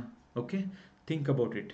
ನೆಕ್ಸ್ಟ್, ಹಣವನ್ನು ಕಳೆದುಕೊಳ್ತಾ ಇದ್ದಾರೆ ಅನ್ನೋದನ್ನು ನೀವು ನೋಡ್ಬೋದು ಫ್ರೆಂಡ್ಸ್. ಇಂದು ಮನುಷ್ಯ ದೇವರಿಗೂ ಕೂಡ ಹೆದರ್ತಾ ಇಲ್ಲ. ಯಾಕೆ ಹೇಳಿ? ದೇವರ ಹುಂಡಿಯೊಳಗಿನ ದುಡ್ಡನ್ನೇ ಕಸಿದುಕೊಳ್ತಿದ್ದಾರೆ, ದೇವರ ಹುಂಡಿಯೊಳಗಿನ ದುಡ್ಡನ್ನೇ ಕದೀತಿದ್ದಾರೆ. ಓಕೆ, ದೇವರ ಹೆಸರ ಮೇಲೆ ಸುಲಿಗೆ ಮಾಡ್ತಿದ್ದಾರೆ. ಸೊ ನಮ್ಮ ಬಾಬಾಗಳು ಇದರಿಂದ ಸಿಕ್ಕಾಪಟ್ಟೆ ರಿಚ್ ಕೂಡ ಆಗ್ತಿದ್ದಾರೆ ಫ್ರೆಂಡ್ಸ್. ಬಾಬಾಗಳಿಗೆ ರಾಜಕೀಯ ವ್ಯಕ್ತಿಗಳು ಹೋಗಿ ಕಾಲು ಹಿಡ್ಕೋತಾರೆ. ಆಮೇಲೆ ಇವರು ಅವ್ರ ಭವಿಷ್ಯನ ಹೇಳ್ತಾರೆ, ಎಲೆಕ್ಷನಲ್ಲಿ ಸಪೋರ್ಟ್ ಮಾಡ್ತಾರೆ. ಇವರೇ ಫಾಲೋ ಮಾಡ್ತಿರ್ಬೇಕಾದ್ರೆ ನಮ್ಮ ಸಮಾಜದಿಂದ ಮೂಢನಂಬಿಕೆ ಹೇಗೆ ಹೋಗ್ಲಿಕ್ಕೆ ಸಾಧ್ಯ? ಸೊ ಹೀಗಾಗಿ ಭ್ರಷ್ಟಾಚಾರ ಮಾಡೋದ್ರಲ್ಲಿ ಯಾರಿಗೂ ಹೆದರಿಕೆ ಇಲ್ಲ. ಸೊ ಈ ಒಂದು ಭ್ರಷ್ಟಾಚಾರ ವಿಷಯದಲ್ಲಿ ಮನುಷ್ಯನನ್ನು ಹೆದರಿಸುವ ಒಂದು ಶಕ್ತಿಯ ಅವಶ್ಯಕತೆ ನನಗಿದೆ ಅಂತ ನನಗೆ ಅನಿಸುತ್ತೆ ಫ್ರೆಂಡ್ಸ್. ಸೊ ಭ್ರಷ್ಟಾಚಾರಕ್ಕೆ ಕಾರಣಗಳು. ಓಕೆ, ಭ್ರಷ್ಟಾಚಾರ ಅಂದರೆ ಏನು, ಎಷ್ಟು ಸೀರಿಯಸ್ ಆಗಿದೆ ನಮ್ಮ ಸೊಸೈಟಿಯೊಳಗೆ, ಹೆಂಗೆ ಆಗ್ತಿದೆ ಅಂತ ನೀವು ಹೇಳಿದ್ರಿ. ಸೊ ಇನ್ನು ಮುಂದೆ ಭ್ರಷ್ಟಾಚಾರಕ್ಕೆ ಕಾರಣಗಳು 1 by 1 ಕಾರಣ ಹೇಳ್ತೀನಿ. ಆ ಕಾರಣವನ್ನು ಇದೇ ಥರ ಬರಿಬೇಕು ಮತ್ತು ಅದನ್ನು ಎಕ್ಸ್ಪ್ಲೇನ್ ಮಾಡಬೇಕು friends. That is very very important. ನೋಡಿ, ಯಾರು ಸ್ಪೀಡ್ ಇಟ್ಟು ವಿಡಿಯೋನ ಕೇಳಬೇಡ್ರಿ, ಆರಾಮಾಗಿ ಕೇಳ್ಕೊಳ್ಳಿ ಫ್ರೆಂಡ್ಸ್. ನಾನು ಹೇಳ್ತಾ ಇರೋದ್ರಲ್ಲಿ ಸತ್ಯ ಇದೆ ಇಲ್ಲೋ ಕಮೆಂಟ್ ಬಾಕ್ಸಲ್ಲಿ ತಿಳಿಸಿ ಕೂಡ ಇದು ನಿಮಗೆ ಉಪಯೋಗ ಆಗ್ತಿದೆಯೋ ಇಲ್ಲೋ. ಓಕೆ, ನೋಡಿ, ಒಂದು ಯಾರೋ ಚೆನ್ನಾಗಿರುವಂಥ ಕಂಟೆಂಟ್ನ ಕೊಡ್ತಾರೆ, ಯಾರೋ ಚೆನ್ನಾಗಿರುವಂಥ ವಿಡಿಯೋ ಇದೆ, ಇದನ್ನು ಯಾಕೆ ಇನ್ನೊಬ್ಬರ ಜೊತೆ ಶೇರ್ ಮಾಡೋದಿಲ್ಲ? ನಂದೇ ಅಂತ ಹೇಳ್ತಾ ಇಲ್ಲ ಫ್ರೆಂಡ್ಸ್, ಯಾರು ಬೇಕಾದರೂ ಚೆನ್ನಾಗಿ ಮಾಡ್ತಿದ್ರೆ ಮಾಡಿ. So it's your social responsibility because you are our ambassadors. Okay, ಭಾರತದಲ್ಲಿರುವ ಅಸಮಾನತೆ ಮೊದಲನೇ ಕಾರಣ, ಭ್ರಷ್ಟಾಚಾರ ಆಗಲಿಕ್ಕೆ ಮೊದಲನೇ ಕಾರಣನೇ. ಸೊ ದೇಶದಲ್ಲಿ ಏನು ಆರ್ಥಿಕ ಅಭಿವೃದ್ಧಿ ಆಗ್ತಾ ಇದೆಯೋ ಆ ಆರ್ಥಿಕ ಅಭಿವೃದ್ಧಿ ಆದಂಥ ಒಂದು ಬೆನಿಫಿಟ್ ಪ್ರತಿಯೊಬ್ಬ ಭಾರತೀಯನಿಗೂ ಸಿಗ್ತಾ ಇಲ್ಲ. ಹೀಗಾಗಿ ಅಸಮಾನತೆ ನಮ್ಮ ಸಮಾಜ ಇನ್ನೂ ಬಿಟ್ಟು ಹೋಗಿಲ್ಲ. ಸೊ ಜಾತಿಯೊಳಗೆ ಅಸಮಾನತೆ ಇದೆ, ಆರ್ಥಿಕತೆಯೊಳಗೆ ಅಸಮಾನತೆ ಇದೆ, ಭಾಷೆಯೊಳಗೆ ಅಸಮಾನತೆ ಇದೆ. ಎಲ್ಲ ಕಡೆಯಿಂದನೂ ಕೂಡ ಅಸಮಾನತೆ ಇರುವಂಥ ಭಾರತದಲ್ಲಿ ಭ್ರಷ್ಟಾಚಾರ ಹೆಚ್ಚಾಗ್ತಾ ಇದೆ. ಭಾರತವನ್ನು ಶ್ರೀಮಂತರಿಂದ ಕೂಡಿರುವ ಮುಂದುವರಿಯುತ್ತಿರುವ ರಾಷ್ಟ್ರ ಎಂದೇ ಹೇಳಬಹುದು. ಡೆಫಿನೆಟ್ಲಿ ಮುಂದುವರಿತಿರುವ ರಾಷ್ಟ್ರ, ಬಟ್ ಶ್ರೀಮಂತರಿಂದ ಕೂಡಿದ್ದು. ಯಾಕೆಂದರೆ ಇಲ್ಲಿ ದೇಶದ 90% ಜನರು ಮಧ್ಯಮ ವರ್ಗ ಮತ್ತು ಮಿಡಲ್ ಕ್ಲಾಸ್ ಮತ್ತು ಲೋವರ್ ಮಿಡಲ್ ಕ್ಲಾಸಲ್ಲಿ ಬಂದರೆ, ಬಟ್ 10% ಜನ ಮಾತ್ರ ಜಗತ್ತಿನಲ್ಲಿಯೇ 100 ಶ್ರೀಮಂತರ ಪಟ್ಟಿಯಲ್ಲಿ ಅನೇಕ ಸ್ಥಾನವನ್ನು ಪಡೆದವರಾಗಿದ್ದಾರೆ. ನೋಡಿ ಫ್ರೆಂಡ್ಸ್, ಇದನ್ನು ಸರಿಯಾಗಿ ತಿಳ್ಕೊಳ್ಳಿ ನೀವು. ಅತಿ ಹೆಚ್ಚು ಶ್ರೀಮಂತರಿರೋದು ಭಾರತದಲ್ಲೇ, ಅತಿ ಹೆಚ್ಚು ಬಡವರು ಇರೋದು ಭಾರತದಲ್ಲೇ. ಸೊ ಅದರೊಳಗೂ ಅತಿ ಹೆಚ್ಚಿರೋದು ಮಿಡಲ್ ಕ್ಲಾಸ್ ಮತ್ತು ಲೋವರ್ ಮಿಡಲ್ ಕ್ಲಾಸ್. ಅಂದರೆ ಆರ್ಥಿಕ ಅಭಿವೃದ್ಧಿಯು ಜನರಿಗೆ ಉಪಯೋಗವಾಗುತ್ತಿಲ್ಲ. ಸೊ ಇಲ್ಲಿ ಎಲ್ಲರಿಗೂ ಕೂಡ ಈ ಫ್ರೂಟ್ಸ್ ಸಿಗ್ತಾ ಇಲ್ಲ. The fruits of development is not reaching Nook and corner of the country. ಭಾರತದಲ್ಲಿ ಬಡವರು ಬಡವರಾಗೇ ಉಳಿಯುತ್ತಿದ್ದು, ಇನ್ನು ಶ್ರೀಮಂತರು ಹೆಚ್ಚು ಆಗುತ್ತಿರುವುದರಿಂದ ಮಧ್ಯಮ ವರ್ಗದ ಜನರು ಅತಿ ಕಡಿಮೆ ಸಮಯದಲ್ಲಿ ಶ್ರೀಮಂತರಾಗಲು ಅಡ್ಡ ಮಾರ್ಗಗಳನ್ನು ಹಿಡಿಯುವುದು ಭ್ರಷ್ಟಾಚಾರಕ್ಕೆ ಕಾರಣವಾಗುತ್ತಿದೆ. ನೋಡಿ, ಸೊ ರೀಸೆಂಟ್ ಡೇಟಾನೇ ಇವೆಲ್ಲ. ಸೊ ಹೇಗೆ ನಾನು ಅದನ್ನು ಜಸ್ಟಿಫೈ ಮಾಡ್ತಿದ್ದೀನಿ. ಹೀಗಾಗಿ ವರ್ಷದಿಂದ ವರ್ಷಕ್ಕೆ ನಮ್ಮ ಸಮಾಜದಲ್ಲಿ ಭ್ರಷ್ಟಾಚಾರ ಹೆಚ್ಚಾಗುತ್ತಿದೆ. ಸೊ ನೀವು ಇಲ್ಲಿ ಬೇಕು ಅಂದರೆ ಡೈಗ್ರಾಮ್ನ ಹಾಕ್ಬೋದು ಫ್ರೆಂಡ್ಸ್. ಇಲ್ಲಿ ಹಾಕಿದ್ದೀನಿ ನೋಡಿ, ಇದು ಈ ಒಂದು ತಕ್ಕಡಿಯಲ್ಲಿ ಎಲ್ಲ ಜನ ಇದ್ದಾರೆ, ಈ ಕಡೆ ಒಬ್ಬ ರಿಚ್ ಪರ್ಸನ್ ಆರಾಮಾಗಿ ಕೂತು ಸೆಲ್ಫಿ ಹೊಡ್ಕೋತಿದ್ದಾರೆ. ಓಕೆ, ಟುಡೇ ನಮ್ಮ ಸೊಸೈಟಿಗೆ ಅಲ್ಲಿ ನಮಗೆ ಈಕ್ವಾಲಿಟಿ ಬೇಕಾಗಿಲ್ಲ, ಈಕ್ವಿಟಿ ಬೇಕಾಗಿದೆ. ಸೊ ಈಕ್ವಾಲಿಟಿ ಹೆಸರಿನಲ್ಲಿ ನಮ್ಮನ್ನು ಎಕ್ಸ್ಪ್ಲಾಯ್ಟ್ ಮಾಡೋದು ಬೇಡ, ಬಟ್ ಈಕ್ವಿಟಿಯನ್ನು ಪ್ರೊವೈಡ್ ಮಾಡುವಂಥ ಅವಶ್ಯಕತೆ ಇದೆ. ಈಕ್ವಾಲಿಟಿ ಅಂದರೆ ಏನು ನೋಡಿ, ಯಾರ್ಯಾರು ಹಿಂದುಳಿದಿದ್ದಾರೆ ಅವರಿಗೆಲ್ಲ ವ್ಯವಸ್ಥೆ ಅಂದರೆ ಏನೋ ಒಂದು ಫೆಸಿಲಿಟಿನ ಕೊಡೋದು. ಫಾರ್ ಎಕ್ಸಾಂಪಲ್ ರಿಸರ್ವೇಷನ್ನ ಕೊಡೋದು. ಓಕೆ, ಸೊ ಅದು ಈಕ್ವಾಲಿಟಿ ಅಂತ ಕರಿತೀವಿ. ಈ ಪಿಕ್ಚರ್ಸ್ನ ನೀವು ನೋಡಿ, ಈಕ್ವಾಲಿಟಿ ಮಾಡಲಿಕ್ಕೆ ಅಂತ ನಾವು ಎರಡೆರಡು ಸ್ಟೆಪ್ನ ಕೊಟ್ಟಿದ್ದೀವಿ ಎಲ್ಲರಿಗೂ ಕೂಡ. ಓಕೆ, ಈಕ್ವಾಲಿಟಿ ಮಾಡೋ ಉದ್ದೇಶದಿಂದ. ಬಟ್ ಅದೇ ನೀವು ಪಕ್ಕದೊಳಗಿರುವಂಥ ಪಿಕ್ಚರ್ನ ನೋಡಿ, ಭಾರತ ಸಂವಿಧಾನದ ಉದ್ದೇಶ ಕೂಡ ಈಕ್ವಿಟಿಯನ್ನು ಪ್ರೊವೈಡ್ ಮಾಡೋದಾಗಿದೆ. ಇದೇ ಡಿಫರೆನ್ಸ್ ಇವೆರಡೂ ವರ್ಡ್ಗೂ. ಈಕ್ವಿಟಿ ಅಂದರೆ ಎಲ್ಲರಿಗೂ ವ್ಯವಸ್ಥೆ, ಎಲ್ಲರಿಗೂ ಫೆಸಿಲಿಟಿ ಕೊಡೋದಲ್ಲ, ಬಟ್ ಯಾರಿಗೆ ಅವಶ್ಯಕತೆ ಇದೆ ಅವ್ರಿಗೆ ಮಾತ್ರ ಫೆಸಿಲಿಟಿಯನ್ನು ಕೊಡೋದು. ಓಕೆ, ಸೊ ಇಲ್ಲಿ ಬೆಂಚಸ್ಗಳನ್ನ ನೀವು ನೋಡ್ಬೋದು, ಯಾರು ಜಾಸ್ತಿ ಗಿಡ್ಡಿದ್ದಾರೆ ಅವರಿಗೆ ಜಾಸ್ತಿ ಹೈಟ್ ಕೊಡೋದು, ಸೊ ಯಾರು ಕಡಿಮೆ ಇದ್ದಾರೆ ಅವ್ರಿಗೆ ಏನು ಕೊಡೋದಿಲ್ಲ. ಓಕೆ, ನೀವು ಈ ಥರನೂ ಡ್ರಾ ಮಾಡಿ ಸೊ ಒಂದು ಪಿಕ್ಚರ್ನ ಹಾಕ್ಬೋದು ಫ್ರೆಂಡ್ಸ್. ನೆಕ್ಸ್ಟ್, ರಾಜಕೀಯ ಕಾರಣಗಳು. ನೋಡಿ, ಕರಪ್ಷನ್ಗೆ ರಾಜಕೀಯ ಕಾರಣಗಳನ್ನ ನೋಡೋದಾದರೆ, ಭಾರತದಲ್ಲಿನ ರಾಜಕಾರಣ ಅಂದರೆ ಅಥವಾ ರಾಜಕಾರಣಿಗಳು ಅಂದರೆ ಬೇಲಿಯೇ ಎದ್ದು ಹೊಲ ಮೇಯುತ್ತಿದೆ ಎನ್ನುವುದಕ್ಕೆ ಒಂದು ದೊಡ್ಡ ಉದಾಹರಣೆಯಾಗಿದೆ ಫ್ರೆಂಡ್ಸ್. ಯಾಕಂದರೆ ನೋಡಿ, 2024 ಲೋಕಸಭೆಯಲ್ಲಿ ಆಯ್ಕೆಯಾದ ಸಂಸದರು 46% ಸಂಸದರು. ಲಾಸ್ಟ್ ಟೈಮ್ 44% ಕ್ರಿಮಿನಲ್ಸ್ ಪಾಲಿಟಿಕ್ಸಲ್ಲಿದ್ದರು. ಈಗ 46% ಸಂಸದರ ಮೇಲೆ ಸೀರಿಯಸ್ ಕ್ರಿಮಿನಲ್ ಪ್ರಕರಣಗಳು ಇವೆ. ಇದು ಅತ್ಯಾಚಾರ, ಭ್ರಷ್ಟಾಚಾರ, ಕೊಲೆ ಅಂತಹ ಸೀರಿಯಸ್ ಸಾಮಾಜಿಕ ಸಮಸ್ಯೆಗಳ ಮೇಲೆ ಇವ್ರ ಮೇಲೆ ಕೇಸ್ ಇದ್ದಾವೆ. ಸೊ ನಮ್ಮನ್ನು ಆಳುತ್ತಿದ್ದವರೇ ಅಂದರೆ ನಮ್ಮನ್ನು ಯಾರು ಆಳ್ತಿದ್ದಾರೆ ಅವರೇ ಉತ್ತಮವಾಗಿಲ್ಲ ಅಂದರೆ, ಅವರೇ ಚೆನ್ನಾಗಿಲ್ಲ ಅಂದರೆ ಇವ್ರು ಹೆಂಗೆ ಉತ್ತಮ ಸಮಾಜ ನಿರ್ಮಾಣವಾಗಲಿಕ್ಕೆ ಡೆಫಿನೆಟ್ಲಿ ಸಾಧ್ಯ ಆಗ್ತಾರೆ. ಹೀಗಾಗಿ ಸೊ ಆಯ್ಕೆಯಾಗಿ ಬಂದ ರಾಜಕೀಯ ನಾಯಕರು ಉದ್ಯಮಿಗಳೊಂದಿಗೆ ಸೇರಿ, ಆ್ಯಕ್ಚುಲಿ ರಾಜಕೀಯ ಕೂಡ ಒಂದು ದೊಡ್ಡ ಉದ್ಯಮ ಆಗಿದೆ ಫ್ರೆಂಡ್ಸ್. ಇಂಡಿಯಾದೊಳಗೆ ಒನ್ ಸೆಕ್ಟರ್ ಯಾವುದಾದ್ರೂ ರಿಚೆಸ್ಟ್ ಬಿಸ್ನೆಸ್ ಮ್ಯಾನ್ ಇರೋದು, ರಿಚೆಸ್ಟ್ ಪೀಪಲ್ ಇರೋದು, ಆಮೇಲೆ ಅಧಿಕಾರ ಇರೋದು ಯಾವುದಾದ್ರೂ ಇದ್ದರೆ ಅದು ರಾಜಕೀಯ ಉದ್ಯಮ. ಇದು ಉದ್ಯಮವಾಗ್ತಾ ಇದೆ. ಶಿಕ್ಷಣ ಉದ್ಯಮ ಆಗಿದೆ, ರಾಜಕೀಯ ಉದ್ಯಮ ಆಗಿದೆ, ಇನ್ನೇನು ಉಳಿತು? ಸೊ ನಮ್ಮನ್ನು ಆಳುವವರು ಮತ್ತಿಗೆ ನಮಗೆ ಪಾಠ ಮಾಡುವವರು ಶಿಕ್ಷಕರಾಗಿರಬೇಕು, ನಮ್ಮನ್ನು ಆಳುವವರು ರಾಜಕಾರಣಿಗಳಾಗಿರಬೇಕು. ಬಟ್ ಇವರೆಲ್ಲ ಬಿಸ್ನೆಸ್ ಮ್ಯಾನ್ ಆಗ್ತಾ ಇರೋದ್ರಿಂದ ಸೊ ಎಲ್ಲಿಂದ ನೈತಿಕತೆ ಬರುತ್ತೆ? ರಾಜಕಾರಣವನ್ನು ಇಂದು ಸಮಾಜ ಸೇವೆ ಎನ್ನದೇ ಉದ್ಯಮವನ್ನಾಗಿ ಬದಲಾಯಿಸಿಕೊಂಡಿರುವವರು ಭ್ರಷ್ಟಾಚಾರ ಹೆಚ್ಚಾಗಲು ಕಾರಣೀಭೂತರಾಗಿದ್ದಾರೆ. ಹೀಗೆ ರಾಜಕೀಯವನ್ನು ಬಿಸ್ನೆಸ್ ಅಂತ ಪರಿಗಣಿಸಿದ್ದಾರೆ ಫ್ರೆಂಡ್ಸ್ ಭಾರತದಲ್ಲಿ. ಓಕೆ, ನೆಕ್ಸ್ಟ್, ಆರ್ಥಿಕ ಕಾರಣಗಳು. ನೋಡಿ, ಎಲ್ಲರೂ ಕೂಡ ಜಾಬ್ ಸೇರಬೇಕಾದ್ರೆ ಸರ್ಕಾರಿ ಕೆಲಸ ದೇವರ ಕೆಲಸ ಎಂಬ ಶೀರ್ಷಿಕೆಯನ್ನು ಓದಿ ಸರ್ಕಾರಿ ಕೆಲಸಕ್ಕೆ ಸೇರುತ್ತಿದ್ದಾರೆ. ಆದರೆ ಇಂದಿನ ಅಧಿಕಾರಿಗಳು ಆಡಂಬರದ ಜೀವನ ನಡೆಸಲು ಹೋಗಿ ಸೊ ಅತಿ ಆಸೆಯಿಂದ ಅಡ್ಡ ಮಾರ್ಗಗಳನ್ನು ಹಿಡಿದು ಹಣ ಗಳಿಸುತ್ತಿರುವುದು ದುರಾದೃಷ್ಟಕರ. ಇಂತಹ ಉನ್ನತ ಹುದ್ದೆಗಳಾದ ಭಾರತೀಯ ನಾಗರಿಕ ಸೇವೆ ಇತ್ತೀಚೆಗೆ ಸೊ ನೀವು ನೋಡ್ಬೋದು ಫ್ರೆಂಡ್ಸ್, ಪೂಜಾ ಖೇಡ್ಕರ್ ಅನ್ನೋರು ಈ ಒಂದು IAS ಆಫೀಸರ್ ಆಗಿ ಸೆಲೆಕ್ಷನ್ ಆದವರು ಏನೇನೆಲ್ಲ ಭ್ರಷ್ಟಾಚಾರ ಮಾಡಿದ್ದಾರೆ. ಫಿಸಿಕಲಿ ಹ್ಯಾಂಡಿಕ್ಯಾಪ್ಟ್ ಅಂದಿದ್ದಾರೆ, ಅದು ಕೂಡ ಸುಳ್ಳು. ಅವ್ರಿಗೆ ಆಸ್ತಿ ಇಲ್ಲ ಅಂತ ಹೇಳಿದ್ದಾರೆ, ಅದು ಕೂಡ ಸುಳ್ಳು. 110 ಎಕರೆ ಹೊಲ ಇದೆ. ಆಮೇಲೆ ಅವ್ರ ತಂದೆ ಹೆಸರು ಮೇಲೆ 40 ಕೋಟಿ ರೂಪಾಯಿ ಆಸ್ತಿ ಕೂಡ ಇದೆ ಫ್ರೆಂಡ್ಸ್. ಸೊ 8 ಲಕ್ಷಕ್ಕಿಂತ ಯಾರು ಕಮ್ಮಿ ಇನ್ಕಮ್ ಇರುತ್ತೋ ಒಂದು ವರ್ಷದಲ್ಲಿ ಅವರಿಗೆ OBC ಸರ್ಟಿಫಿಕೇಟ್ ಸಿಗುತ್ತೆ, ಕ್ರಿಮಿಲೇಯರ್ ಅಂದರು. ಸೊ ಇವರು ಒಳಗಡೆ ಬರ್ತಾರೆ. ಬಟ್ ಪೂಜಾ ಖೇಡ್ಕರ್ ಅವಳ ಹೆಸರು ಮೇಲೇ 70 ಕೋಟಿ ಆಸ್ತಿ ಇದೆ, ಆದರೂ ಕೂಡ ಈ OBC ಸರ್ಟಿಫಿಕೇಟ್ನ ತಗೊಂಡು ಪಾಸ್ ಆಗಿದ್ರು. ಇಂಥ ಉನ್ನತ ಅಧಿಕಾರಿಗಳೇ ಭ್ರಷ್ಟರಾದಾಗ, ಇವತ್ತು ಜೈಲು ಸೇರಿದಾಗ ಅದೆಷ್ಟೋ IAS IPS ಆಫೀಸರ್ಗಳು ಜೈಲಿನಲ್ಲಿದ್ದಾರೆ. ಸಮಾಜ ಮತ್ತು ಸಂವಿಧಾನವನ್ನು ಮತ್ತು ಸರ್ಕಾರವನ್ನು ಸರಿದಾರಿಯಲ್ಲಿ ನಡೆಸಬೇಕಾದವರೇ ಹೀಗಾದಾಗ ಭ್ರಷ್ಟಾಚಾರ ಡೆಫಿನೆಟ್ಲಿ ಹೆಚ್ಚಾಗ್ತಾನೆ ಹೋಗ್ತಾ ಇದೆ. ಓಕೆ, ಸೊ ನೀವು ಈ ಗ್ರಾಫ್ನ ಹಾಕ್ಬೋದು ಯಾವ ಥರ ಹೆಚ್ಚಾಗ್ತಾ ಇದೆ ಅಂತ. ಇವನ್ ಬೇರೆ ಬೇರೆ ದೇಶಗಳನ್ನ ನೋಡಿದಾಗ ಭಾರತದ ಒಂದು ರ್ಯಾಂಕನ್ನು ಕೂಡ ನೋಡ್ಬೋದು. ಎಲ್ಲ ಡೆವಲಪಿಂಗ್ ಕಂಟ್ರಿಗಳಲ್ಲಿ ಭ್ರಷ್ಟಾಚಾರ ಹೆಚ್ಚಿದೆ. ಸೊ ಎಲ್ಲಿ ಅವೇರ್ನೆಸ್ ಇದೆಯೋ, ಸೊ ಯಾವ ದೇಶದಲ್ಲಿ ಆರ್ಥಿಕವಾಗಿ ಅಭಿವೃದ್ಧಿ ಹೊಂದಿದೆಯೋ ಅಲ್ಲಿ ಭ್ರಷ್ಟಾಚಾರ ಕಡಿಮೆ ಇರೋದನ್ನು ಕಾಣ್ತೀವಿ. ಸೊ ಡಿಫ್ರೆಂಟ್ ಸೆಕ್ಟರಲ್ಲಿ ಭ್ರಷ್ಟಾಚಾರ ಇರುವಂಥ ಒಂದು ಪಿಕ್ಚರ್ನ ಹಾಕಿದ್ದೀನಿ, ನೀವು ಪಾಸ್ ಮಾಡಿ ಅದನ್ನು ಕೂಡ ನೋಡ್ಬೋದು ಫ್ರೆಂಡ್ಸ್. ಓಕೆ, ನೆಕ್ಸ್ಟ್, 4ನೆಯ ಕಾರಣ ಹೋಲಿಕೆ ಎಂಬ ದೊಡ್ಡ ರೋಗ. ನಮ್ಮ ಸಮಾಜಕ್ಕೆ ಅಂಟಿರುವಂಥ ಒಂದು ದೊಡ್ಡ ರೋಗ ಹೋಲಿಕೆ, ಇನ್ನೊಬ್ಬರೊಂದಿಗೆ ಹೋಲಿಕೆ.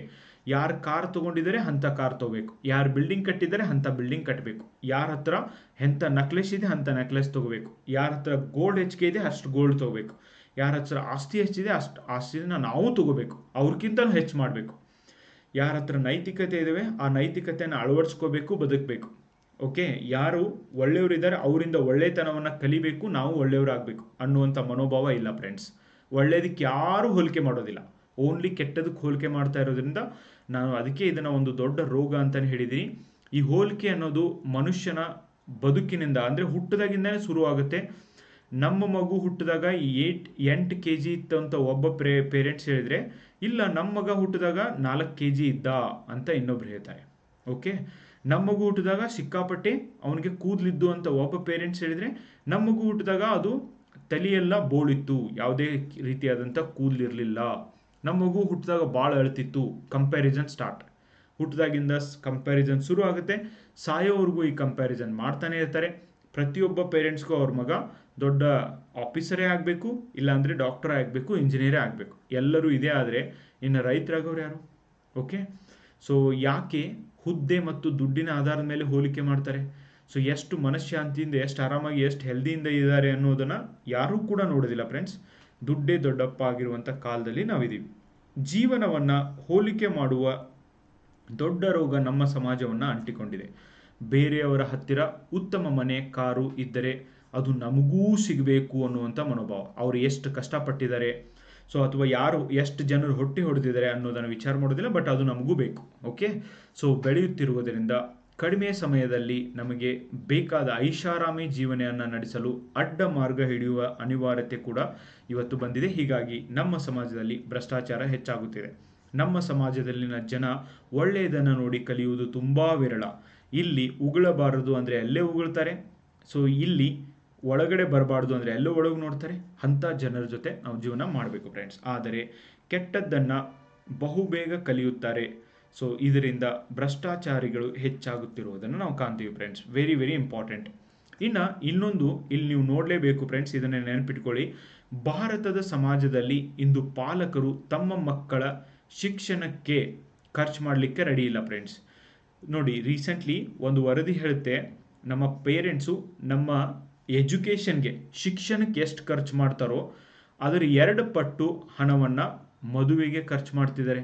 ಆ ಮದುವೆ 1 ತಿಂಗಳೊಳಗೆ ಮುಗಿದು ಹೋಗುತ್ತೋ, ಆ ಮದುವೆ 6 ತಿಂಗಳೊಳಗೆ ಡೈವರ್ಸ್ ಆಗುತ್ತೋ, ಆ ಮದುವೆ ಒಳ್ಳೆಯದಿರುತ್ತೋ ಕೆಟ್ಟದಿರುತ್ತೋ ಅನ್ನೋದನ್ನು ವಿಚಾರ ಮಾಡ್ದೇನೆ, ಸೊ ಶಿಕ್ಷಣಕ್ಕೆ ನೀಡದೇ ಇರುವಷ್ಟು ಹಣವನ್ನು, ಅದರ 2 ಪಟ್ಟು ಹಣವನ್ನು ಮದುವೆಗೆ ಖರ್ಚು ಮಾಡ್ತಾರೆ.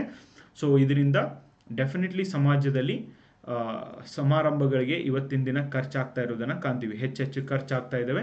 ಸೊ ಹೆಚ್ಚೆಚ್ಚು ಹಣವನ್ನು ಗಳಿಸಲಿಕ್ಕೆ ಡೆಫಿನೆಟ್ಲಿ ಭ್ರಷ್ಟಾಚಾರದಲ್ಲಿ ಮುಳುಗಬೇಕಾಗುತ್ತೆ. ಸೊ ಹೀಗಿರುವಾಗ ಎಲ್ಲಿಂದ ಭ್ರಷ್ಟಾಚಾರ ಕಡಿಮೆ ಆಗುತ್ತೆ? ಸೊ ಹೀಗಾಗಿ ಕಂಪ್ಯಾರಿಸನ್, ಈ ಹೆಚ್ಚು ಹಣ ಖರ್ಚು ಮಾಡೋದು ಕೂಡ ಎದಕ್ಕೆ ಮಾಡ್ತಾರೆ? ಕಂಪ್ಯಾರಿಸನ್ಗೋಸ್ಕರನೇ ಮಾಡ್ತಾರೆ. ಓಕೆ, ನೆಕ್ಸ್ಟ್ 5ನೇ ಪ್ರಶ್ನೆ, 5ನೇ ಪಾಯಿಂಟ್, ನೈತಿಕ ಶಿಕ್ಷಣದ ಕೊರತೆ. ಇದು ಒಂದು ದೊಡ್ಡ ಕೊರತೆ ಆಗಿದೆ ಫ್ರೆಂಡ್ಸ್. ನೋಡಿ, ಒಂದೇನಾಗ್ತಾ ಇದೆ ಗೊತ್ತಾ, ಭಾರತದಲ್ಲಿ ಇಂದು 2011ರ ಜನಗಣತಿಯ ಪ್ರಕಾರ 74% ಸಾಕ್ಷರತೆಯೂ ಇದೆ. ಸೊ ಶಿಕ್ಷಣ ಸಂಸ್ಥೆಗಳಿಗೆ ಹೋಗುವ ವಿದ್ಯಾರ್ಥಿಗಳ ಸಂಖ್ಯೆಯೂ ಕೂಡ ಹೆಚ್ಚಾಗಿದೆ. ಆದರೆ ನಾವು ಇಂದು ಹೊಸ ಪದವಿಯನ್ನೂ ಕೂಡ ಪಡೆಯುತ್ತಿದ್ದೇವೆ.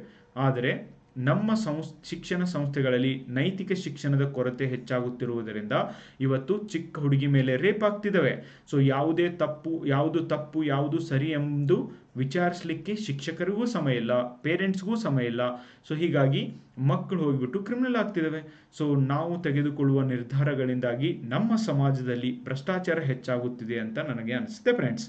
ಇನ್ನೊಂದು ದುರಂತ ಎಂದರೆ ಸಾಕ್ಷರರಾದವರೇ ಹೆಚ್ಚು ಭ್ರಷ್ಟರಾಗುತ್ತಿರುವುದು. ಇದಕ್ಕೆ ಉದಾಹರಣೆ ಎಂದರೆ, ಸೊ ಕೋಟ್ಯಾಂತರ ರೂಪಾಯಿ ಆಸ್ತಿಯನ್ನು ಮಾಡಿರುವಂಥ ಅನೇಕ ಸರ್ಕಾರಿ ಅಧಿಕಾರಿಗಳು ಲೋಕಾಯುಕ್ತರ ಬಲೆಗೆ ಬೀಳುತ್ತಿರುವುದು. ಸೊ ಟಾಯ್ಲೆಟ್ ರೂಮಲ್ಲಿ ರೊಕ್ಕ ಇಟ್ಟಿದ್ದಾರೆ. ಓಕೆ, ಸೊ ಆಮೇಲೆ ಡ್ರೈನೇಜ್ ಪೈಪಲ್ಲಿ ರೊಕ್ಕ ಹಾಕಿದವರು ಸಿಕ್ಕಿದ್ದಾರೆ. ಎಲ್ಲೆಲ್ಲೆಲ್ಲ ರೊಕ್ಕ ಇಡ್ತಾರೆ. ಸೊ ಕಳೆದ ವಾರ ಲೋಕಾಯುಕ್ತರು ಒಬ್ಬರ ಮನೆಗೆ ರೈಡಿಗೆ ಹೋಗಿದ್ದಾರೆ ಫ್ರೆಂಡ್ಸ್. ಸೊ ಆ ಎಕ್ಸಿಕ್ಯೂಟಿವ್ ಇಂಜಿನಿಯರ್ ಅವ್ರ ಮನೆಯೊಳಗಿರುವಂಥ 4 ಕೋಟಿ ರೂಪಾಯಿ ಒಂದು ಗೋಲ್ಡ್, ಬಂಗಾರ ಮತ್ತು ಬೆಳ್ಳಿಯನ್ನು ಒಂದು ಚೀಲೊಳಗೆ ತುಂಬಿ ಪಕ್ಕದ ಮನೆಯೊಳಗೆ ಕಂಪೌಂಡ್ ಒಳಗೆ ಒಗೆದಿದ್ದಾರೆ. ಆ ಲೋಕಾಯುಕ್ತರು ಹೋದವರಲ್ಲಿ ಒಬ್ಬರಿಗೆ ಡೌಟ್ ಬಂದಿದೆ, ಏನೋ ಸೌಂಡ್ ಬಂತು, ಏನಿದೆ ಆ ಚೀಲದೊಳಗೆ ಅಂತ ತೆಗೆದು ನೋಡಿದರೆ ಸೊ ಗೋಲ್ಡ್ ಬಿಸ್ಕೆಟ್ಗಳು ಸಿಕ್ಕಿದಾವೆ ಗೈಸ್. ಓಕೆ, ಇಂಥ ಎಷ್ಟು ಮಹಾನುಭಾವರಿಲ್ಲ. ಸರ್ಕಾರದ ಆಸ್ತಿಯನ್ನು ಲಪಟಾಯಿಸುವುದರಲ್ಲಿ ಇವರು ನಂಬರ್ 1 ಆಗಿದ್ದಾರೆ. ಸರ್ಕಾರಿ ಹುದ್ದೆಗಳಿಗೆ ಸೇರಲು ಶಿಕ್ಷಕ ಯುವಕರು ಹಣ ನೀಡುತ್ತಿರುವುದು ಕೂಡ ಒಂದು ದೊಡ್ಡ ದುರಂತವೇ ಸರಿ. ಹೀಗಿರುವಾಗ ಸೊ ಭಾರತದ ಸಮಾಜದಲ್ಲಿ ಭ್ರಷ್ಟಾಚಾರ ಹೆಚ್ಚಾಗ್ತಾ ಇದೆ. ಇವತ್ತು ಸರ್ಕಾರಿ ಹುದ್ದೆಗಳನ್ನು ಯಾರು ದುಡ್ಡು ಕೊಟ್ಟು ಪಡೀತಿದ್ದಾರೋ ಸೊ ಅಂಥವ್ರಿಗೆ ಚೀಮಾರಿ ಹಾಕೋದು ಬಿಟ್ಟು, ದೋಸ್ತ ಇದ್ದರೆ ಜೀವನ ನಿನ್ನಂಗಿರಬೇಕು, ಸರ್ಕಾರಿ ಹುದ್ದೆಯಲ್ಲಿ ಹೋಗಲೇಬೇಕು, ಸೊ ನೀನು ದುಡ್ಡು ಕೊಟ್ಟಾದರೂ ಹೋಗಿದೆಯಾ, ಓಕೆ, ಸೊ ಇದ್ದರೆ ಕೆಪಾಸಿಟಿ, ಒಂದು ಟ್ಯಾಲೆಂಟ್ ಆದರೂ ಇರಬೇಕು, ಇಲ್ಲಾಂದರೆ ದುಡ್ಡಾದರೂ ಇರಬೇಕು ಅನ್ನುವಂಥ ಒಂದು ಮನೋಭಾವ ಬೆಳೀತಾ ಇದೆ. ಇದು ಡೆಫಿನೆಟ್ಲಿ ಬಡ ಮಕ್ಕಳಿಗೆ ಒಳ್ಳೇದಲ್ಲ ಫ್ರೆಂಡ್ಸ್. ನೆಕ್ಸ್ಟ್, ನಾಗರಿಕರಲ್ಲಿ ರಾಷ್ಟ್ರೀಯತೆಯ ಕೊರತೆ. ನೋಡಿ, ನಮ್ಮ ಕನ್ನಡ ಭಾಷೆಯನ್ನೇ ಮಾತಾಡಬೇಕು, ಕನ್ನಡದಲ್ಲೇ ನೀವು ಅಡ್ಡಾಡಬೇಕು, ಕನ್ನಡವನ್ನೇ ನೀಡಬೇಕು ಅಂತ ಹೇಳ್ಬಿಟ್ಟು ಯಾರು ವಿಚಾರ ಮಾಡ್ತಾರೋ ಸೊ ಅವ್ರ ಹತ್ರ ದೇಶಕ್ಕಾಗಿ ಏನಾದರೂ ಮಾಡಬೇಕು ಅನ್ನುವಂಥ ಮನೋಭಾವ ಬರೋದಿಲ್ಲ. ಭಾರತದ ಗಡಿಯಲ್ಲಿ ಯಾವುದೇ ವೈರಿಯನ್ನ ನಮ್ಮ ದೇಶದ ಒಳಗೆ ಬಿಡದೆ, ಸೊ ಏನೇ ಆಗಲಿ ನನ್ನ ಜೀವ ಹೋದರೂ ಕೂಡ ನಮ್ಮ ದೇಶವನ್ನು ಹಾಳಾಗ್ಲಿಕ್ಕೆ ಬಿಡೋದಿಲ್ಲ, ನಮ್ಮ ದೇಶವನ್ನು ಯಾರೂ ಕೂಡ ಹಾಳು ಮಾಡಲಿಕ್ಕೆ ಬಿಡುವುದಿಲ್ಲ ಅಂತ ಹೇಳ್ಬಿಟ್ಟು ದೇಶದ ಗಡಿಯಲ್ಲಿ ನಿಂತಂಥ ನಮ್ಮ ಸೈನಿಕರು ನಮ್ಮ ದೇಶದ ಒಳಗೆ ಯಾವುದೇ ಟೆರರಿಸ್ಟನ್ನು, ಯಾವುದೇ ಬೇರೆ ದೇಶದ ಸೈನಿಕನನ್ನು ಒಳಗೆ ಬಿಡದೆ ತಮ್ಮ ಜೀವವನ್ನು ಕೊಟ್ಟು ತಮ್ಮ ಕೈಕಾಲನ್ನು ಬಿಟ್ಟು ಸೊ ಇವತ್ತು ನಮ್ಮ ದೇಶವನ್ನು ಕಾಪಾಡ್ತಿದ್ದಾರೆ. ಆದರೆ ಈ ದೇಶದೊಳಗಿರುವಂಥ ವಿದ್ಯಾವಂತ ಯುವಕರು ಮತ್ತು ಆರಾಮಾಗಿ ಇನೋವಾ ಕ್ರಿಸ್ಟಾದಲ್ಲಿ ಅಡ್ಡಾಡ್ತಾ ಇರುವಂಥ ಸರ್ಕಾರಿ ಅಧಿಕಾರಿಗಳು ದೇಶದಲ್ಲಿ ಭ್ರಷ್ಟಾಚಾರ ಹೆಚ್ಚಾಗುವುದರ ಮೂಲಕ, ಡೆಫಿನೆಟ್ಲಿ ಹಣ ದುರ್ಬಳಕೆ ಮಾಡುವುದರ ಮೂಲಕ, ಸರ್ಕಾರಿ ಕಚೇರಿಗಳಲ್ಲಿ ಸೊ ಈ ಒಂದು ಅಧಿಕಾರವನ್ನು ದುರುಪಯೋಗ ಪಡಿಸಿಕೊಳ್ಳುವುದರ ಮೂಲಕ ದೇಶವನ್ನು ಅವನತಿಯೆಡೆಗೆ ಕೊಂಡೊಯ್ಯುತ್ತಿರುವುದು ಒಂದು ದುರಂತವೇ ಸರಿ. ದೇಶ ಉಳಿಯಬೇಕು ಅಂದಾಗ ಮಾತ್ರ ದೇಶದಲ್ಲಿನ ಜನರು ಶಾಂತಿಯುತವಾಗಿ ಬದುಕಲು ಸಾಧ್ಯ. ಆದರೆ ಇಂದು ಭ್ರಷ್ಟಾಚಾರ ಯಾರನ್ನೂ ಶಾಂತಿಯುತವಾಗಿ ಬದುಕಲು ಬಿಡ್ತಾ ಇಲ್ಲ ಫ್ರೆಂಡ್ಸ್. ನನಗನ್ಸುತ್ತೆ ನೋಡಿ ಫ್ರೆಂಡ್ಸ್, ರೇಪ್ಗಿಂತನೂ ಕೂಡ ಭ್ರಷ್ಟಾಚಾರ ಒಂದು ಸೀರಿಯಸ್ ಆದಂಥ ಸಮಸ್ಯೆ ಇದೆ. ನಮ್ಮ ಸಮಾಜದಲ್ಲಿ ಇವತ್ತು ರೇಪ್ ಕೇಸ್ಗಳು ಕೂಡ ಹೆಚ್ಚಿಗೆ ಆಗ್ತಿದೆ. ಬಟ್ ಅದಕ್ಕಿಂತನೂ ದೊಡ್ಡ ಸಮಸ್ಯೆ ಏನಂದರೆ ಭ್ರಷ್ಟಾಚಾರ. ರೇಪ್ ಆದಾಗ ಒಂದು ಫ್ಯಾಮಿಲಿ, ಒಂದು ಜೀವಕ್ಕೆ ಎಫೆಕ್ಟ್ ಆಗ್ಬೋದು, ಅದು ಕೂಡ ತಪ್ಪೇ. ಆದರೆ ಭ್ರಷ್ಟಾಚಾರ ಮಾತ್ರ ಸಾವಿರಾರು ಮಂದಿ, ಲಕ್ಷಾಂತರ ಮಂದಿ, ಕೋಟ್ಯಾಂತರ ಮಂದಿಗೆ ಇದರಿಂದ ಲಾಸ್ ಆಗ್ತಾ ಇದೆ ಫ್ರೆಂಡ್ಸ್. ಸೊ ಹಾಗಾಗಿ ನಾವು ಇದನ್ನು ಸೀರಿಯಸ್ ಆಗಿ ತಗೊಳ್ಳೇಬೇಕು. ಸೊ ಇಂಥ ಒಂದು ಭಾವನೆ ಬಂದಿದ್ದೆ ಆದಲ್ಲಿ ಆರ್ಥಿಕ ಪ್ರಗತಿ ಸಾಧಲು ಸಾಧ್ಯ. ಆದರೆ ಸೊ ಬದಲಾಗಿ ಇಂದು ನಾನೊಬ್ಬನೇ ಶ್ರೀಮಂತನಾದರೆ ಸಾಕು ಎಂಬ ಮನೋಭಾವನೆ ಬರುತ್ತಿರುವುದರಿಂದ ನಮ್ಮ ಸಮಾಜದಲ್ಲಿ ಭ್ರಷ್ಟಾಚಾರ ಹೆಚ್ಚಾಗುತ್ತಿದೆ. ನೆಕ್ಸ್ಟ್, ಬ್ರಿಟಿಷರ ಮನಸ್ಥಿತಿ. ಫ್ರೆಂಡ್ಸ್ ನೋಡಿ, ಬ್ರಿಟಿಷರು ಭಾರತವನ್ನು ಬಿಟ್ಟು 75 ವರ್ಷ ಆಯಿತು. 200 ವರ್ಷಗಳ ಬ್ರಿಟಿಷ್ ಆಡಳಿತದಲ್ಲೂ ಕೂಡ ಅತಿ ಹೆಚ್ಚು ಕರಪ್ಷನನ್ನು ನಾವು ಕಾಣ್ತೀವಿ. ಭಾರತಕ್ಕೆ ಸ್ವತಂತ್ರ ಕೊಡುವುದರ ಮೂಲಕ ಅವರೇನೋ ದೇಶ ಬಿಟ್ಟು ಹೋದರು, ಆದರೆ ಇಂದಿನವರೆಗೂ ಕೂಡ ಸೊ ಅವರು ಬಿಟ್ಟು ಹೋದಂಥ ಅನೇಕ ವ್ಯವಸ್ಥೆಯನ್ನು ನಾವು ಮುಂದುವರಿಸಿದ್ದೀವಿ. ಜನರ ಮನಸ್ಥಿತಿ ಕೂಡ ಬ್ರಿಟಿಷರ ಕಾಲದಲ್ಲೇ ಹೇಗಿತ್ತು ಅದೇ ರೀತಿ ಆಗಿದ್ದರಿಂದಾನೇ ಇವತ್ತು ಭ್ರಷ್ಟಾಚಾರ ಹೆಚ್ಚಾಗ್ತಾ ಇದೆ ಫ್ರೆಂಡ್ಸ್. ಬ್ರಿಟಿಷ್ ಆಡಳಿತದಲ್ಲೂ ಭ್ರಷ್ಟಾಚಾರ ಹೆಚ್ಚಾಗಿದ್ದನ್ನು ನಾವು ಕಾಣ್ತೀವಿ ಫ್ರೆಂಡ್ಸ್. ಸೊ ಹೀಗಾಗಿ ನಮ್ಮ ವೇಷಭೂಷಣಗಳಲ್ಲಿ ಬದಲಾಗಿದ್ದಾವೆ, ನಮ್ಮ ಆಹಾರ ಪದ್ಧತಿಗಳಲ್ಲಿ ಬದಲಾವಣೆ ಆಗಿದ್ದಾವೆ. ಸೊ ನಾವಿವತ್ತು ನಮ್ಮ ಮಾನ್ಯುಮೆಂಟ್ಸ್ಗಳಿಗೆ ಅಂದರೆ ನಮ್ಮ ಸ್ಮಾರಕಗಳಿಗೆ ಇಟ್ಟಿರುವಂಥ ಹೆಸರುಗಳನ್ನು ಬದಲಾವಣೆ ಮಾಡ್ತಿದ್ದೀವಿ. ಬ್ರಿಟಿಷರು ಇಟ್ಟಿರುವಂಥ ಹೆಸರು ಇಡಬೇಡ ಅಂತ. ಆದರೆ ಡೆಫಿನೆಟ್ಲಿ ನಮ್ಮ ಮೈಂಡ್ಸೆಟ್ಟಲ್ಲಿ ಬದಲಾವಣೆ ಆಗ್ತಾ ಇಲ್ಲ. ಹೀಗಾಗಿ ಭ್ರಷ್ಟಾಚಾರ ಮುಂದುವರಿತಾ ಇರೋದನ್ನು ನಾವು ಕಾಣ್ತೀವಿ ಫ್ರೆಂಡ್ಸ್. ನೆಕ್ಸ್ಟ್, ಆಡಂಬರದ ಜೀವನ. ಭಾರತದಲ್ಲಿ ಇಂದು ಬಹುತೇಕರು ಆಡಂಬರದ ಜೀವನವನ್ನು ನಡೆಸಲು ಹೋಗಿ ಅಡ್ಡ ಮಾರ್ಗಗಳನ್ನು ಹಿಡಿದು ಹಣ ಗಳಿಸುತ್ತಿದ್ದಾರೆ. ಸೊ ಇದು ಸರ್ವೇ ಸಾಮಾನ್ಯವಾಗಿರುವುದನ್ನು ನಾವು ಕಾಣ್ತೀವಿ. ಸ್ವಲ್ಪ ಮಟ್ಟಿಗೆ ಸಮಾಜದಲ್ಲಿ ಹಣ ಇದ್ದವರಿಗೆ ಬೆಲೆ ಜಾಸ್ತಿ ಅನ್ನುವಂಥ ಮನಸ್ಥಿತಿ ಕೂಡ ಇದಕ್ಕೆ ಕಾರಣವಾಗಿದೆ. ಇಂದು ಹಣ ಇರುವವರು ಮಾತ್ರ ಆಡಂಬರದ ಜೀವನವನ್ನು ನಡೆಸುತ್ತಿದ್ದಾರೆ. ಆದರೆ ಇದನ್ನು ನೋಡಿದ ಸಾಮಾನ್ಯ ಜನರು ಕೂಡ ಇದೇ ಥರ ಮಾಡಲಿಕ್ಕೆ ಹೋಗಿ ಇವತ್ತೇನು ಆಗ್ತಾ ಇದ್ದಾರೆ, ಭ್ರಷ್ಟಾಚಾರ ಎಂಬ ಕೂಪಕ್ಕೆ ಬೀಳ್ತಾ ಇದ್ದಾರೆ ಫ್ರೆಂಡ್ಸ್. ಹಾಸಿಗೆ ಇದ್ದಷ್ಟು ಕಾಲು ಚಾಚು ಅನ್ನುವಂಥ ಒಂದು ಗಾದೆ ಮಾತು ಇವತ್ತಿನ ಜನರು ಹೇಳ್ತಾರೆ, ಅದು ಸುಳ್ಳು ಅಂತ ಹೇಳಿಬಿಟ್ಟು. ಸೊ ಇರ್ಬೋದು, ಸುಳ್ಳು ಇರ್ಬೋದು ಕೆಲವೊಂದು ವಿಷಯದಲ್ಲಿ. ಆದರೆ ಈ ಗಾದೆ ಮಾತು ಭ್ರಷ್ಟಾಚಾರದ ವಿಷಯದಲ್ಲಂತೂ ಡೆಫಿನೆಟ್ಲಿ ಸತ್ಯ ಫ್ರೆಂಡ್ಸ್. ನಮ್ಮ ಹತ್ರ ಇರುವಂಥ ರಿಸೋರ್ಸ್ಗಳನ್ನು ಸರಿಯಾಗಿ ಉಪಯೋಗಿಸುವ ಬದಲಿ ಅದನ್ನು ಮಿಸ್ಯೂಸ್ ಮಾಡಿಕೊಂಡ್ರೆ ಡೆಫಿನೆಟ್ಲಿ ಭ್ರಷ್ಟಾಚಾರಕ್ಕೆ ಸೊ ನಾವು ಕಾರಣೀಭೂತರಾಗ್ತಿದ್ದೀವಿ. ನೆಕ್ಸ್ಟ್, ಸಮಾಜ ಒಪ್ಪಿತ ಸಮಸ್ಯೆ. 9ನೇ ಪಾಯಿಂಟ್, ಸಮಾಜ ಒಪ್ಪಿತ ಸಮಸ್ಯೆ. ನೋಡಿ, ನಮ್ಮ ಸಮಾಜದಲ್ಲಿ ಎಲ್ಲಿವರೆಗೂ ಲಂಚ ಕೊಡುವವರು ಇರ್ತಾರೆ ಅಲ್ಲಿವರೆಗೂ ಲಂಚವನ್ನು ತೆಗೆದುಕೊಳ್ಳುವವರು ಕೂಡ ಇದ್ದೇ ಇರ್ತಾರೆ. ಅಂದರೆ ಭ್ರಷ್ಟಾಚಾರ ಭಾರತದಲ್ಲಿ ಎರಡೂ ಕಡೆಯಿಂದ ಒಪ್ಪಿತವಾದ ಒಂದು ಸಮಸ್ಯೆ ಆಗಿದೆ. ಕೊಡೋರ್ದು ಎಷ್ಟು ತಪ್ಪಿದೆಯೋ ಅಷ್ಟೇ ತಗೊಳ್ಳೋದು ಅಷ್ಟೇ ತಪ್ಪಿದೆ ಕ್ರೈಸ್. ಇಲ್ಲಿ ಕೊಡುವವರ ಮನಸ್ಥಿತಿಯಲ್ಲಿ ಬದಲಾವಣೆ ಆದಾಗ ಮಾತ್ರ ತೆಗೆದುಕೊಳ್ಳುವವರ ಮನಸ್ಥಿತಿಯಲ್ಲಿ ಬದಲಾವಣೆಯನ್ನು ತರಬಹುದು. ಆದ್ದರಿಂದ ಬದಲಾವಣೆ ತರುವ ಅವಶ್ಯಕತೆ ಇವತ್ತು ಇದೆ ಫ್ರೆಂಡ್ಸ್. ಗಾಂಧೀಜಿಯವರು ಒಂದು ಮಾತು ಹೇಳ್ತಾರೆ, ಜಗತ್ತಿನಲ್ಲಿ ಬದಲಾವಣೆಯನ್ನು ನೋಡಬೇಕಾದ್ರೆ ನಿನ್ನಲ್ಲಿ ನೀನು ಮೊದಲು ಬದಲಾಗಬೇಕು ಅಂತ. ಹೀಗೆ ಇವತ್ತು ಲಂಚ ನೀಡುವ ಪದ್ಧತಿ ಭಾರತದಲ್ಲಿ ಮುಂದುವರಿಯುತ್ತಿರುವುದು ಮತ್ತು ಜನರಲ್ಲಿ ಅರಿವಿನ ಕೊರತೆ ಇರುವುದರಿಂದಾಗಿ ಯಾವುದು ಸರಿ ಯಾವುದು ತಪ್ಪು ಎಂದು ತಿಳಿಯದೇ ಜೀವನ ನಡೆಸುತ್ತಿರುವುದಕ್ಕೆ ಈ ಒಂದು ಭ್ರಷ್ಟಾಚಾರದ ಸಮಸ್ಯೆ ನಮ್ಮ ಸಮಾಜದಲ್ಲಿ ಮುಂದುವರಿತಾ ಇದೆ ಫ್ರೆಂಡ್ಸ್. 10th ಪಾಯಿಂಟ್ ನೋಡಿ, ಕಡಿಮೆ ಸಂಬಳ. ಭಾರತದಲ್ಲಿ ನೋಡಿ, ಸರ್ಕಾರಿ ಉದ್ಯೋಗ ಪಡೆಯುವುದೇ ಜೀವನದ ಮೂಲ ಉದ್ದೇಶ ಅಂತ ತಿಳ್ಕೊಂಡಿರುವಂಥ ಭಾರತೀಯರಿಗೆ ಸರ್ಕಾರ ನೀಡ್ತಾ ಇರುವಂಥ ಸಂಬಳ ಕಡಿಮೆ ಆಗ್ತಿದೆ ಅಂತೆ, ಅದಕ್ಕೆ ಕರಪ್ಷನ್ ಜಾಸ್ತಿ ಆಗುತ್ತೆ ಅಂತ ಕೆಲವೊಬ್ರು ಹೇಳ್ತಾರೆ ಗೈಸ್. ಓಕೆ, ಇದು ತಿಳಿಯೋದು ಬಹುತೇಕ ಭಾರತೀಯರಿಗೆ ಎಂದು ಸರ್ಕಾರಿ ಉದ್ಯೋಗವೇ ಬೇಕಾಗಿದೆ. ಮತ್ತೆ ಸರ್ಕಾರಿ ಉದ್ಯೋಗನೇ ಬೇಕಾದರೆ ಸಂಬಳ ಸಾಲುತ್ತಿಲ್ಲವಂತೆ. ಇದು ಒಂದು ದೊಡ್ಡ ಕಾಮಿಡಿ ಫ್ರೆಂಡ್ಸ್. ನನಗನ್ಸುತ್ತೆ ಹೆಚ್ಚು ಜನ ಭ್ರಷ್ಟಾಚಾರವನ್ನು ಮಾಡುತ್ತಿರುವುದಕ್ಕೆ ಇದೇ ಕಾರಣ ಅಂತ ಕೂಡ ಹೇಳ್ತಾರೆ. ಸರ್ಕಾರ ನಾಳೆ ಸಂಬಳವನ್ನು ಹೆಚ್ಚಿಸಿದರೆ ಅಲ್ಲಿಗೆ ಇವರು ಸ್ಯಾಟಿಸ್ಫ್ಯಾಕ್ಷನ್ ಆಗ್ತಾರಾ? ನೋ, ಇನ್ನೂ ಕೂಡ ಹೆಚ್ಚು ಹಣ ಗಳಿಸಲು ನಿಲ್ತಾರೆ. ಇವತ್ತು ಒಂದು ಚಿಕ್ಕ ಕಾರನ್ನು ತೆಗೆದುಕೊಂಡು ಅಡ್ಡಾಡ್ತಿರೋರು ಸಂಬಳ ಹೆಚ್ಚಾದರೆ ದೊಡ್ಡ ಕಾರನ್ನು ತಗೋತಾರೆ. ಅದಕ್ಕಿಂತ ದೊಡ್ಡ ತಗೊಳ್ಳಿಕ್ಕೆ ಪ್ಲ್ಯಾನ್ ಕೂಡ ಹಾಕ್ತಾರೆ. ಜನರ ಜೀವನ ಶೈಲಿಯಲ್ಲಿ ಬದಲಾವಣೆ ಆಗುತ್ತಿದೆ, ಆದರೆ ಮನಸ್ಥಿತಿ ಮಾತ್ರ ಒಂದೇ ಇರೋದ್ರಿಂದನೇ ಈ ಒಂದು ಕರಪ್ಷನ್ ಅನ್ನುವಂಥ ಭೂತ ಮುಂದುವರಿಯುತ್ತದನ್ನು ನಾವು ಕಾಣ್ತೀವಿ ಫ್ರೆಂಡ್ಸ್. ಸ್ವಾರ್ಥ ಮನೋಭಾವ ನಮ್ಮ ದೇಶದಲ್ಲಿನ ಜನರನ್ನು ಮತ್ತಷ್ಟು ಭ್ರಷ್ಟನಾಗಿಸಲು ಕಾರಣ ಆಗ್ತಾ ಇದೆ ಅನ್ನೋದನ್ನು ನೀವು ಬರಿಬೇಕು. ಓಕೆ, ನೋಡಿ ಫ್ರೆಂಡ್ಸ್, ಹೀಗೆ 10 ಪಾಯಿಂಟ್ಸ್ಗಳನ್ನು ಬರೆದಿದ್ದೀನಿ ವಿತ್ ಎಕ್ಸಾಂಪಲ್, ಅದನ್ನು ಎಕ್ಸ್ಪ್ಲೇಷನ್ ಕೂಡ ಮಾಡಿದ್ದೀನಿ. ಓಕೆ, ಇವು ಕಾರಣಗಳು. ನೋಡಿ, ಯಾರು KAS ಎಕ್ಸಾಮ್ಗೆ ಓದ್ತಿದ್ರು ಅವರು ಹೆಚ್ಚಿಗೆ ಕಾರಣಗಳನ್ನ ಬರಿಬೇಕಾಗುತ್ತೆ. ನಾನು ನಿಮಗೆ ಇನ್ನೂ 5 ಕಾರಣನ ಕೊಡ್ತೀನಿ. ಆ ಕಾರಣಗಳನ್ನು ತಗೊಂಡು ನೀವು ಎಕ್ಸ್ಪ್ಲೇನ್ ಮಾಡೋಕ್ಕೆ ಟ್ರೈ ಮಾಡಿ. ನಾನಂತೂ 10 ಕಾರಣಗಳಿಗೆ ಉದಾಹರಣೆ ಕೊಟ್ಟು ಎಲ್ಲ ಎಕ್ಸ್ಪ್ಲೇನ್ ಮಾಡಿದ್ದೀನಿ. ರಾಜಕಾರಣಿಗಳು ಮತ್ತು ಅಧಿಕಾರಿಗಳ ನಡುವಿನ ಸಂಬಂಧ. ಇವತ್ತು ನೋಡಿ, ರಾಜಕಾರಣಿಗಳ ಹತ್ರ ಅಧಿಕಾರ ಇದೆ, ಅದೇ ಅಧಿಕಾರಿಗಳ ಹತ್ರ ನಾಲೆಜ್ ಇದೆ, ಅಂದರೆ ಜ್ಞಾನ ಇದೆ. ಎರಡೂ ಕಾಂಬಿನೇಷನ್ ಆಗಿಬಿಟ್ಟು ಇವತ್ತು ಅನೇಕ ಭ್ರಷ್ಟಾಚಾರದ ಕೇಸ್ಗಳು ನಮ್ಮ ದೇಶದೊಳಗೆ ಆಗ್ತಾ ಇರೋದನ್ನು ಕಾಣ್ತೀವಿ. ಇವರು ಐಡಿಯಾ ಕೇಳ್ತಾರೆ, ಅವ್ರು ಐಡಿಯಾ ಕೊಡ್ತಾರೆ, ಹೀಗಾಗಿ ಇಬ್ಬರು ಕೂಡ ಭ್ರಷ್ಟಾಚಾರದಲ್ಲಿ ಭಾಗಿಯಾಗ್ತಿದೆ. ಇನ್ನು ನ್ಯಾಯಾಂಗ ವ್ಯವಸ್ಥೆಯಲ್ಲಿ ಆಗ್ತಿರುವಂಥ ವಿಳಂಬ, ಭ್ರಷ್ಟಾಚಾರದ ಕೇಸ್ಗಳು ಕೂಡ ಸಾಲ್ವ್ ಮಾಡಲಿಕ್ಕೆ ಪರ್ಟಿಕ್ಯುಲರ್ ಇದೇ ಸಪ್ರೇಟ್ ಕೋರ್ಟ್ ಅಂತ ಇಲ್ಲ ಫ್ರೆಂಡ್ಸ್ ಭಾರತದೊಳಗೆ. ಹೀಗಾಗಿ ಕರ್ನಾಟಕದೊಳಗಂತೂ ಲೋಕಾಯುಕ್ತ ನ್ಯಾಯಾಲಯ ಅಂತ ಇದ್ದಾವೆ. ಬಟ್ ಎಷ್ಟು ದಿನ ತಗೋತಿದ್ದಾರೆ ಗೊತ್ತಾ? ಭ್ರಷ್ಟಾಚಾರದ ಕೇಸ್ಗಳನ್ನ ವಿಳಂಬ ಇರೋದ್ರಿಂದ ಆ ಕೇಸ್ ಒಳಗೆ ಯಾರು ಸಿಕ್ಕಾಕೊಂಡಿದ್ದಾರೋ ಅವ್ರು ಆರಾಮಾಗಿ ಎಸ್ಕೇಪ್ ಆಗ್ತಿದ್ದಾರೆ ಗೈಸ್. ಓಕೆ, ನೆಕ್ಸ್ಟ್, ಆಡಳಿತದಲ್ಲಿ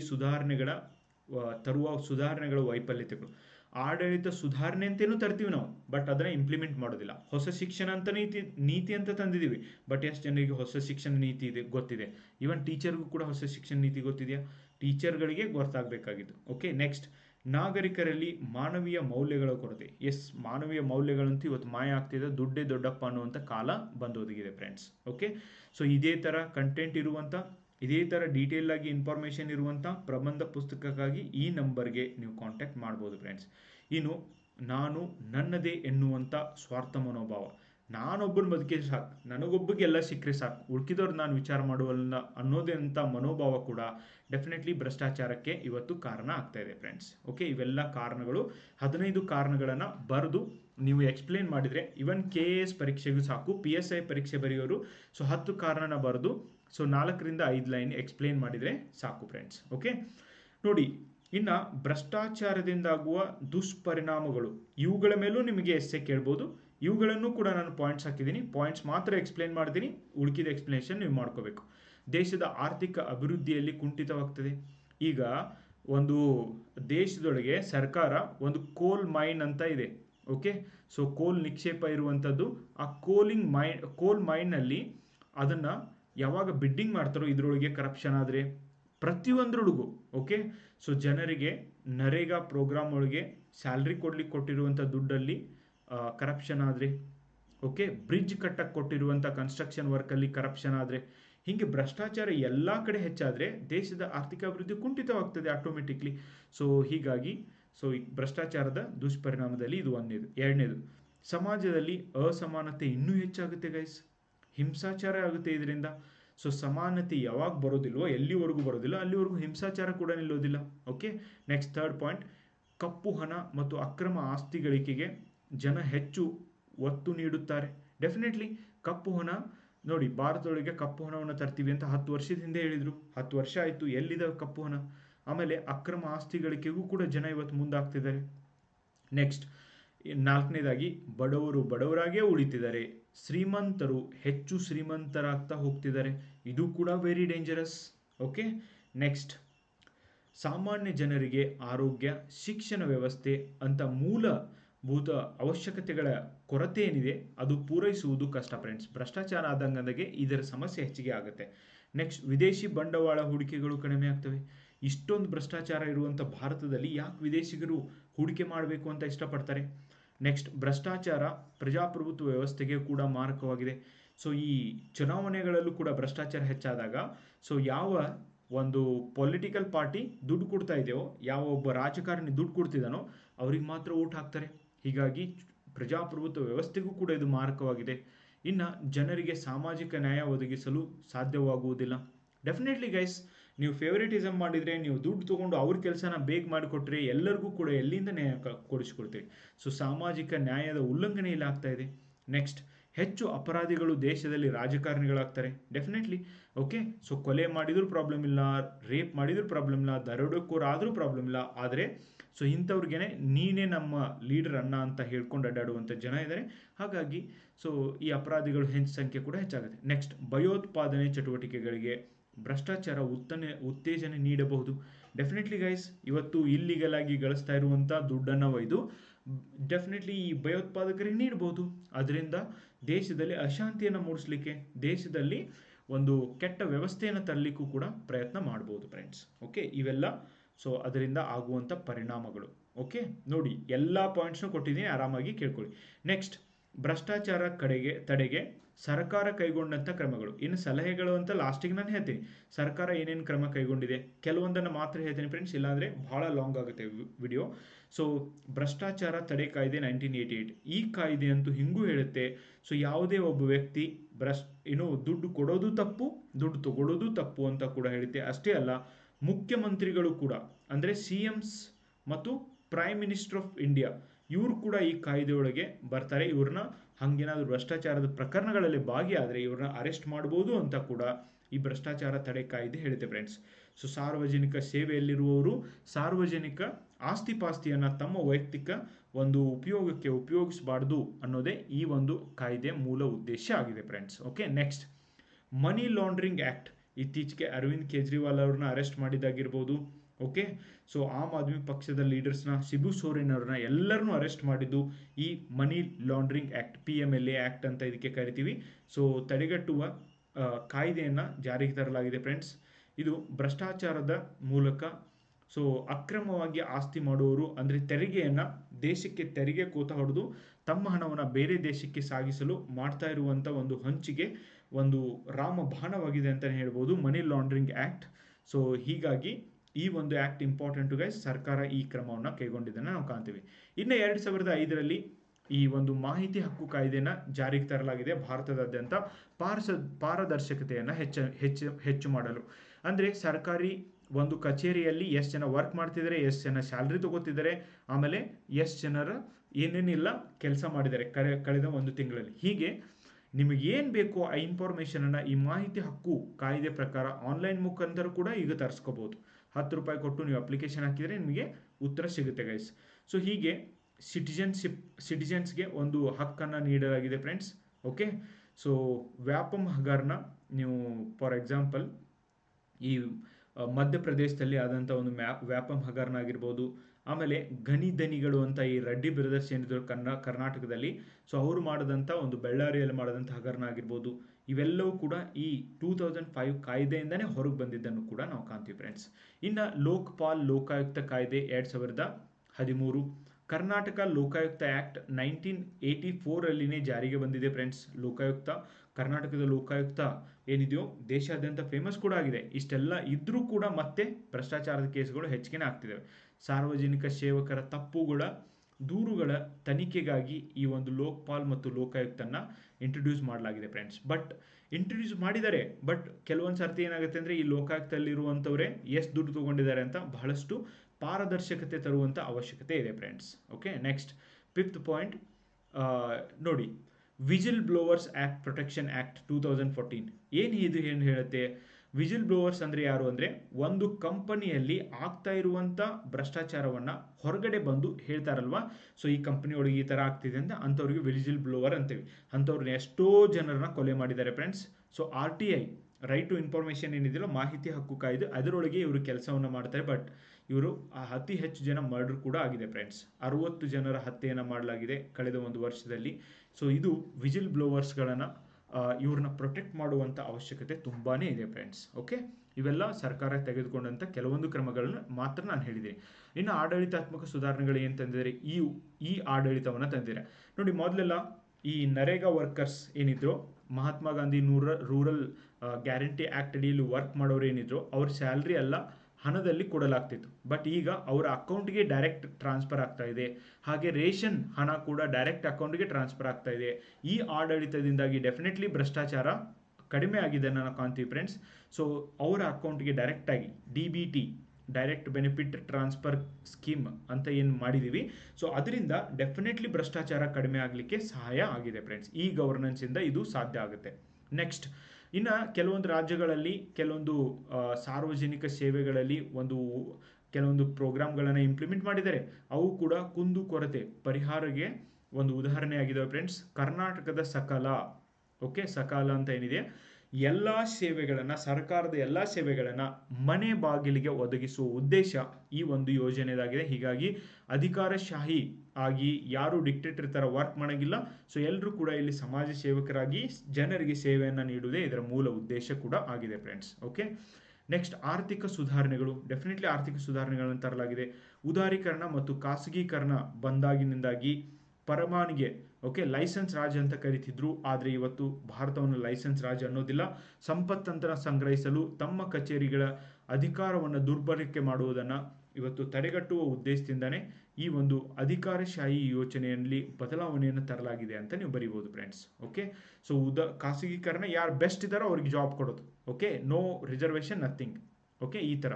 ನೆಕ್ಸ್ಟ್, ಭ್ರಷ್ಟಾಚಾರ ತಡೆಗಟ್ಟಲು ತೆಗೆದುಕೊಳ್ಳಬೇಕಾದ ಕ್ರಮಗಳು. ಇನ್ನು ಮುಂದೆ ಸಲಹೆಗಳು ಫ್ರೆಂಡ್ಸ್. ಓಕೆ, ತೆಗೆದುಕೊಳ್ಳಬೇಕಾದಂಥ ಕ್ರಮಗಳನ್ನ ನಾನು ಹೇಳ್ತೀನಿ. ನೈತಿಕ ಶಿಕ್ಷಣಕ್ಕೆ ಹೆಚ್ಚು ಗಮನವನ್ನು ಹರಿಸಬೇಕು. This is very important friends. ಯಾವುದು ಸರಿ, ಯಾವುದು ತಪ್ಪು, ಯಾಕೆ ಸರಿ, ಯಾಕೆ ತಪ್ಪು ಅನ್ನುವಂಥದ್ದು ಪ್ರಶ್ನೆ ಮಾಡುವಂಥ ಮನೋಭಾವ ಮತ್ತು ಈ ನೈತಿಕ ಶಿಕ್ಷಣವನ್ನು ಮನೆಯಿಂದಲೇ ಕೊಡುವಂಥ ಅವಶ್ಯಕತೆ ಇದೆ. ಡೆಫಿನೆಟ್ಲಿ ಇನ್ನೊಬ್ಬರು ಹರಾಮಿ ತಿನ್ನೋದನ್ನು ತಪ್ಪಿಸಿದ್ರೆ ಈ ಒಂದು ಭ್ರಷ್ಟಾಚಾರ ಕಡಿಮೆ ಆಗಲಿಕ್ಕೆ ಸಾಧ್ಯ ಇದೆ ಫ್ರೆಂಡ್ಸ್. ಇವತ್ತು ಫ್ರೀಯಾಗಿ ಏನಾದರೂ ಸಿಕ್ಕರೆ ಸಾಕು ಅಂತ ನೀವು ಮೊದಲಿನಿಂದನೂ ಕಲಿಸ್ಕೊಟ್ರೆ ಮಕ್ಕಳು ಅದೇ ಥರ ಬೆಳೀತಾರೆ. ಬಟ್ ಇನ್ನೊಬ್ಬರದು, ನಾವು ಕಷ್ಟಪಡದೆ ಇನ್ನೊಬ್ಬರು ತಿಂದು ಬದುಕೋದು ತಪ್ಪು ಅನ್ನೋದನ್ನೇ ನೀವು ಕಲಿಸಿದರೆ, ಆ ನೈತಿಕತೆಯನ್ನು ಕಲಿಸಿದರೆ ಭ್ರಷ್ಟಾಚಾರದಲ್ಲಿ ಕಡಿಮೆ ಆಗ್ಬೋದು. ನೈತಿಕತೆಗೆ ಭ್ರಷ್ಟಾಚಾರವನ್ನು ತಡೆಗಟ್ಟುವಂಥ ಶಕ್ತಿ ಡೆಫಿನೆಟ್ಲಿ ಇದೆ ಫ್ರೆಂಡ್ಸ್. ಯಾವ ಶಿಕ್ಷೆಗೂ ಕೂಡ ಭ್ರಷ್ಟಾಚಾರ ತಡೆಗಟ್ಟುವಂಥ ಶಕ್ತಿ ಇಲ್ಲ ಅಂತ ನನಗನ್ಸುತ್ತೆ. ನೆಕ್ಸ್ಟ್, ಆಡಳಿತದಲ್ಲಿ ತಂತ್ರಜ್ಞಾನದ ಅಳವಡಿಕೆ ಮಾಡುವುದರ ಮೂಲಕ ಪಾರದರ್ಶಕತೆ ಹೆಚ್ಚಿಸಬಹುದು. ಇವತ್ತು CCTV ಕ್ಯಾಮ್ರಾಸ್ ಯೂಸ್ ಮಾಡ್ತಿದ್ದೀವಿ, ಇವತ್ತು ಅಕೌಂಟ್ಗೆ ಬೆಲೆ ರೊಕ್ಕನ ಟ್ರಾನ್ಸ್ಫರ್ ಮಾಡ್ತಿದ್ದೀವಿ. ಮುಂದೆ ಹೋದಂಗೆ ಹೆಚ್ಚು ತಂತ್ರಜ್ಞಾನ ಉಪಯೋಗ ಮಾಡ್ದಂಗೆ ಇವತ್ತು ಆರ್ಟಿಫಿಷಿಯಲ್ ಇಂಟೆಲಿಜೆನ್ಸ್ ಕೂಡ ಬರ್ತಾ ಇದೆ. ಸೊ ಇಂಥವೆಲ್ಲ ವ್ಯವಸ್ಥೆಗಳು ಬಂದಾಗ ಡೆಫಿನೆಟ್ಲಿ ತಂತ್ರಜ್ಞಾನದ ಉಪಯೋಗದಿಂದ ಈ ಭ್ರಷ್ಟಾಚಾರದ ಸಮಸ್ಯೆಯನ್ನು ನಾವು ಹೋಗಲಾಡಿಸಬಹುದು ಫ್ರೆಂಡ್ಸ್. ನೆಕ್ಸ್ಟ್, ಪ್ರತಿಯೊಬ್ಬರಲ್ಲೂ ಹೊಣೆಗಾರಿಕೆ, ಇದು ಅಂತೂ ಇಲ್ಲವೇ ಇಲ್ಲ ಫ್ರೆಂಡ್ಸ್. ಓಕೆ, ಹುಟ್ಟೋದು, ಆರಾಮಾಗಿ ಊಟ ಮಾಡೋದು, ಆರಾಮಾಗಿ ಮಲ್ಕೊಳ್ಳೋದು, ಆರಾಮಾಗಿ ಅಡ್ಡಾಡೋದು. ಯಾರು ಏನು ಮಾಡ್ತಿದ್ದಾರೆ, ಯಾರ ಜೊತೆ ಅನ್ಯಾಯ ಆಗ್ತಿದೆ, ಏನಾಗ್ತಿದೆ, ಅವ್ರ ಜೊತೆ ಅನ್ಯಾಯ ಆದಾಗಲೂ ನೋಡದೇ ಇರುವಂಥ ಜನ ಇದ್ದಾರೆ. ಸೊ ಅರಿವು ಮೂಡಿಸಬೇಕಾದಂಥ ಅವಶ್ಯಕತೆ ಇವತ್ತು ಇದೆ ಫ್ರೆಂಡ್ಸ್. ನೆಕ್ಸ್ಟ್, ಭ್ರಷ್ಟಾಚಾರ ತಡೆಗಟ್ಟುವ ವಿಷಯದ ಕುರಿತು ಹೆಚ್ಚು ಚಲನಚಿತ್ರಗಳನ್ನು ಮಾಡಬೇಕು, ಮೂವಿಗಳನ್ನು ಮಾಡಬೇಕು ಮತ್ತು ಅವು ತೆರಿಗೆ ಫ್ರೀಯಾಗಿ ಇರಬೇಕು ಫ್ರೆಂಡ್ಸ್. ಅವುಗಳ ಮೇಲೆ ತೆರಿಗೆಯನ್ನು ವಿಧಿಸಬಾರ್ದು. ಇಂಥ ಮೂವಿಗಳಿಗೆ ನಾವು ಹೆಚ್ಚು ಉತ್ತೇಜನವನ್ನು ಕೊಡಬೇಕು. ನೆಕ್ಸ್ಟ್, ಸರ್ಕಾರಿ ಅಧಿಕಾರಿಗಳು ಜನರ ನಂಬಿಕೆ ಗಳಿಸಲು ಒತ್ತು ನೀಡಬೇಕು. ಓಕೆ, ದುಡ್ಡು ಗಳಿಸ್ಲಿಕ್ಕೆ ಒತ್ತು ನೀಡಬಾರ್ದು, ಜನರ ನಂಬಿಕೆಯನ್ನು ಗಳಿಸ್ಲಿಕ್ಕೆ ಒತ್ತು ನೀಡಬೇಕು. ಸರಿಯಾದ ಸಮಯಕ್ಕೆ ಸೇವೆಗಳನ್ನ ಕೊಡಬೇಕು. ಯಾರಿಗೆ ಸೇವೆಗಳು ಬೇಕಾಗಿದೋ ಅವರಿಗೆ ಕೊಡಬೇಕು. ಓಕೆ, ಯಾರಿಗೆ ಅದರ ನೀಡಿದೆ ಅವ್ರಿಗೆ ಮಾತ್ರ ಈ ಸೇವೆಗಳನ್ನ ಬೇಗ ಕೊಡಬೇಕು. ಓಕೆ, ಈ ಥರ ನೀವು ಬರಿಬೋದು. ನೆಕ್ಸ್ಟ್, ಪ್ರತಿಯೊಬ್ಬರು ಕಾನೂನು ಪಾಲನೆಯನ್ನು ಮಾಡಲೇಬೇಕು. ಸೊ ಯಾರು ಬೇಕಾದವರಾಗಿರಲಿ ಫ್ರೆಂಡ್ಸ್, ತಪ್ಪು ಮಾಡೋದವರಾಗಿದ್ದರೆ ಅವ್ರಿಗೆ ಶಿಕ್ಷೆ ಆಗಬೇಕು. ಕಾನೂನು ಪಾಲನೆ ಈ ದೇಶದೊಳಗೆ ಸರಿಯಾಗಿ ಆಗ್ತಾ ಇಲ್ಲ. ಬಡವರಿಗೊಂದು ಕಾನೂನು, ಶ್ರೀಮಂತರಿಗೊಂದು ಕಾನೂನು ಅನ್ನೋ ಥರ ಆಗಿದ್ದರಿಂದನೂ ಕೂಡ ಭ್ರಷ್ಟಾಚಾರ ಹೆಚ್ಚಾಗಲಿಕ್ಕೆ ಕಾರಣ ಆಗ್ತಿದೆ. ಸೊ ಕಾನೂನು ಎಲ್ಲರೂ ಸರಿಯಾಗಿ ಪಾಲನೆ ಮಾಡಬೇಕು. ನ್ಯಾಯಾಂಗ ವ್ಯವಸ್ಥೆಯಲ್ಲಿ ಸುಧಾರಣೆ ತರಬೇಕು, ಬೇಗ ಕೇಸಸ್ಗಳನ್ನ ಮುಗಿಸ್ಬೇಕು. ಸೊ ಅಂದಾಗ ಮಾತ್ರ ಬದಲಾವಣೆ ಬರಲು ಸಾಧ್ಯ ಇದೆ ಫ್ರೆಂಡ್. ನೆಕ್ಸ್ಟ್, ಸರ್ಕಾರದಲ್ಲಿ ಜಾತಿವಾದವನ್ನು ನಿಲ್ಲಿಸಬೇಕು. ಮೋಸ್ಟ್ ಆಫ್ ದಿ ಗೌರ್ಮೆಂಟ್ ಒಂದು ಆಫೀಸ್ಗಳಲ್ಲಿ ಇವನ್ ಜಾತಿಯನ್ನು ಹಿಡಿದು ಬಿಟ್ಟು ಕೂಡ ಇವತ್ತೇನು ಮಾಡ್ತಾ ಇದ್ದಾರೆ, ಫೇವರಿಟಿಸಮ್ ಮಾಡ್ತಾ ಇದ್ದಾರೆ ಫ್ರೆಂಡ್ಸ್, ನಮ್ಮ ಜನಕ್ಕೆ ಎಲ್ಲ ಆಗಲಿ ಅಂತ. ಸೊ ಜಾತಿವಾದವೂ ಕೂಡ ನಿಲ್ಲಿಸುವಂಥ ಅವಶ್ಯಕತೆ ಇದೆ. ನೆಕ್ಸ್ಟ್, ಭ್ರಷ್ಟಾಚಾರ ಮಾಡುವ ವ್ಯಕ್ತಿಯನ್ನು ಒಬ್ಬ ಕೊಲೆಗಾರನಂತೆ ಸಮಾಜ ನೋಡಬೇಕು. ಯಾಕೆ ನೋಡೋದಿಲ್ಲ ಫ್ರೆಂಡ್ಸ್? ನೋಡಿ, ಒಬ್ಬ ಕೊಲೆ ಮಾಡಿದವನ್ನ ಎಷ್ಟು ನೀಚ ಅಂತ ಕರೀತಾರೆ, ಕೊಲೆಗಾರ ಅಂತ ಕರೀತಾರೆ, ಅದೇ ಥರ ಭ್ರಷ್ಟಾಚಾರ ಮಾಡಿದವ್ರನ್ನು ಕರಿಬೇಕು. ಬಟ್ ಭ್ರಷ್ಟಾಚಾರ ಮಾಡಿದವ್ರಿಗೆ ಇದೇ ಸಮಾಜ ರೆಸ್ಪೆಕ್ಟ್ ಕೊಡ್ತಾ ಇದೆ, ಮತ್ತು ನೋಡಿದರೆ ಕರಪ್ಷನ್ ಆಗುತ್ತೆ ಅಂತ ಹೇಳ್ಬಿಟ್ಟು ಇವರೇ ಹೇಳ್ತಾರೆ ಫ್ರೆಂಡ್ಸ್. ಸೊ ಇದು ಆಗೋದು ತಪ್ಪು. ನೆಕ್ಸ್ಟ್, ಹಣ ನೀಡುವುದನ್ನು ಜನ ಬಿಟ್ಟಾಗ ಮಾತ್ರ ಹಣ ತೆಗೆದುಕೊಳ್ಳಲು ಸಾಧ್ಯವಿಲ್ಲ. ಸೊ ಜನ ಬದಲಾವಣೆ ಆಗಬೇಕು. ನೆಕ್ಸ್ಟ್, ಸರ್ಕಾರಿ ಅಧಿಕಾರಿಗಳು ಕೆಲಸದ ಆಧಾರದ ಮೇಲೆ ಸಂಬಳವನ್ನು ಹೆಚ್ಚಿಸಬೇಕು. ನೋಡಿ, ಸಂಬಳ ಹೆಚ್ಚು ಮಾಡಬೇಕು ಅಂತ ಹೇಳ್ತಾರಲ್ವಾ, ನನ್ನ ಒಂದು ಆರ್ಗ್ಯುಮೆಂಟ್ ಏನು ಅಂದರೆ ಫ್ರೆಂಡ್ಸ್, ಸಂಬಳ ಕಡಿಮೆ ಇರೋದಕ್ಕೆ ಕರಪ್ಷನ್ ಆಗ್ತಿದೆ ಅಂತ ಯಾರು ಹೇಳ್ತಾರೋ, ನಿಮ್ಗೆ ಯಾರು ಹೇಳಿದ್ದಾರೆ ಸರ್ಕಾರಿ ಉದ್ಯೋಗನೇ ಮಾಡುವಂತ? ಬೇರೆ ಉದ್ಯೋಗ ಕ್ರಿಯೇಟ್ ಮಾಡಿರಿ. ನೀವೇ ಒಂದು ಫ್ಯಾಕ್ಟ್ರಿ ಓಪನ್ ಮಾಡಿರಿ. ನಿಮ್ಗೆ ಇವತ್ತು 30,000 ಸ್ಯಾಲ್ರಿ ಇದೆ, ಕಡಿಮೆ ಅನ್ನಿಸ್ತಿದೆಯಾ? ನೀವು ಫ್ಯಾಕ್ಟ್ರಿ ಓಪನ್ ಮಾಡಿ ಅಲ್ಲಿ ಯಾರಿಗೋ ಒಬ್ರಿಗೆ ಕೆಲಸ ಕೊಟ್ಟು ನೀವು 1,00,000 ಸ್ಯಾಲ್ರಿ ಕೊಡ್ರಿ, ನಿಮ್ಗೆ ಯಾರು ಕೇಳ್ತಾರೆ? ಬಟ್ ಸೊ ಸರ್ಕಾರಿ ಉದ್ಯೋಗಗಳಲ್ಲೇ ಬರೋದಾದರೆ ಡೆಫಿನೆಟ್ಲಿ ದುಡ್ಡಿನ ಸಂಬಂಧ ಎಲ್ಲ ಸ್ಯಾಲ್ರಿ ಹೆಚ್ಚಿಗೆ ಆಗಿದೆ ಅಂತ ಬರಲಿಕ್ಕೆ ಹೋಗಬಾರ್ದು ಫ್ರೆಂಡ್ಸ್. ನೀವು ಕೂಡ ಯಾರಾದರೂ ಪ್ರಿಪೇರ್ ಮಾಡ್ತಿದ್ರೆ ಮೊದಲೇ ನೆನಪಿಟ್ಕೊಳ್ರಿ, ಜನರ ಸೇವೆಯನ್ನು ಮಾಡಲಿಕ್ಕೆ ನಾನು ಹೋಗ್ತಿದ್ದೀನಿ ಅಂತ ತಿಳ್ಕೊರಿ ಹೊರತು ಸಿಕ್ಕಾಪಟ್ಟೆ ಹಣ ಮಾಡಲಿಕ್ಕೆ, ಸಿಕ್ಕಾಪಟ್ಟೆ ಅಧಿಕಾರದ ದರ್ಪದಿಂದ ಮೆರಿಲಿಕ್ಕೆ ಹೋಗ್ತಾ ಇದ್ದೀನಿ ಅಂತ ತಿಳ್ಕೊಂಡ್ರೆ ಸೊ ಅದು ಕೊನೆಗಾಣೋದಿಲ್ಲ ಫ್ರೆಂಡ್ಸ್. ನೆಕ್ಸ್ಟ್, ಜನರಲ್ಲಿ ಪ್ರಶ್ನಿಸುವ ಗುಣ ಬೆಳೆಯಬೇಕು. ನೋಡಿ, ಇವತ್ತು ಕರ್ನಾಟಕ ಸರ್ಕಾರ ಜ್ಞಾನ ದೇಗುಲವಿದು ಕೈ ಮುಗಿದ ಒದರಿಗೆ ಬಾ ಅನ್ನುವಂಥ ಸ್ಲೋಗನನ್ನು ಜ್ಞಾನ ದೇಗುಲವಿದು ಧೈರ್ಯವಾಗಿ ಚರ್ಚಿಸುವ ಅನ್ನೋದನ್ನು ಚೇಂಜ್ ಮಾಡಿದ್ದಾರೆ ಫ್ರೆಂಡ್ಸ್. ಶಾಲೆಗಳಲ್ಲಿ ಬರೀತಿದ್ರಲ್ವಾ, ಅದರಲ್ಲಿ ಬದಲಾವಣೆಯನ್ನು ತಂದಿದ್ದಾರೆ. ಪ್ರಶ್ನಿಸುವ ಗುಣ ಎಲ್ಲಿ ತನಕ ಬೆಳೆಯೋದಿಲ್ಲ ಅಲ್ಲಿವರೆಗೂ ಏನು ಅನ್ಯಾಯ ಆಗ್ತಿದೆ ಗೊತ್ತಿಲ್ಲ, ಏನು ಸರಿ ಆಗ್ತಾ ಇದೆ ಗೊತ್ತಿಲ್ಲ, ಏನು ತಪ್ಪಾಗ್ತಾ ಇದೆ ಗೊತ್ತಿಲ್ಲ.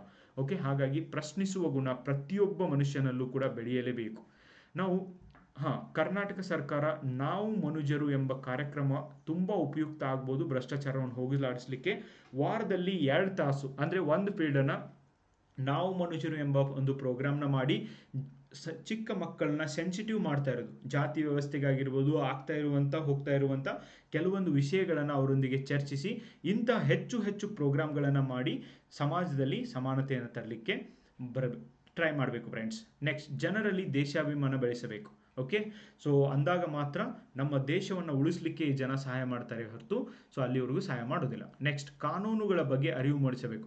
ಕಾನೂನುಗಳೇನೋ ಇದಾವೆ ಫ್ರೆಂಡ್ಸ್, ಯಾವುದಕ್ಕೆ ಕಾನೂನು ಹೇಳಿ, ಎಲ್ಲದಕ್ಕೂ ಕಾನೂನುಗಳಿದೆ, ಬಟ್ ಕಾನೂನಿನ ಬಗ್ಗೆ ಅರಿವು ಮೂಡ್ತಾ ಇಲ್ಲ ಅನ್ನೋದನ್ನು ನೀವು ಬರಿಬೇಕು.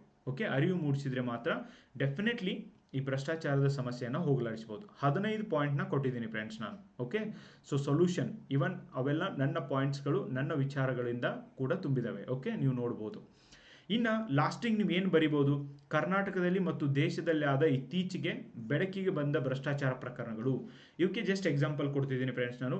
ಚುನಾವಣಾ ಬಾಂಡ್ ಪ್ರಕರಣ, ಡೆಫಿನೆಟ್ಲಿ 20,000 ಕೋಟಿ ಭ್ರಷ್ಟಾಚಾರ ಆಗಿದೆ ಈ ಒಂದು ಸ್ಕ್ಯಾಮಲ್ಲಿ.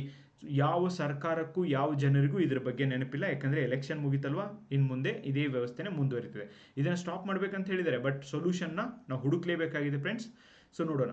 ಇನ್ನು ನೀಟ್ ಪರೀಕ್ಷೆ, ಯಾವುದೇ ಕಾಂಪಿಟೇಟಿವ್ ಎಕ್ಸಾಮ್ ತಗೊಳ್ಳಿ ಫ್ರೆಂಡ್ಸ್, ಕ್ವಶನ್ ಪೇಪರ್ ಔಟ್ ಮಾಡ್ತಾರೆ. ನೀಟ್ ಎಕ್ಸಾಮ್ ನ್ಯಾಷನಲ್ ಲೆವೆಲಲ್ಲಿರುವಂಥ ಎಕ್ಸಾಮನ್ನು ಇವರು ಕ್ವಶನ್ ಪೇಪರ್ ಔಟ್ ಮಾಡಿದ್ದಾರೆ. PSI exam question paper out ಮಾಡಿದ್ದಾರೆ. KS exam question paper out ಮಾಡಿದ್ದಾರೆ. ಸೊ ಇಂಥ ಒಂದು ಭ್ರಷ್ಟಾಚಾರವನ್ನು ಮಾಡುವಂಥ ವ್ಯಕ್ತಿಗಳೇ ಇಂಥವೆಲ್ಲ ಮಾಡ್ತಾರೆ ಹೊರತು ಸೊ ಯಾರು ಚೆನ್ನಾಗಿ ಓದ್ತಾರೆ ಬರೀತಾರೆ ಅವ್ರಿಗೆ ಇದನ್ನೆಲ್ಲ ಮಾಡಲಿಕ್ಕೆ ಸಮಯ ಇರೋದಿಲ್ಲ ಫ್ರೆಂಡ್ಸ್.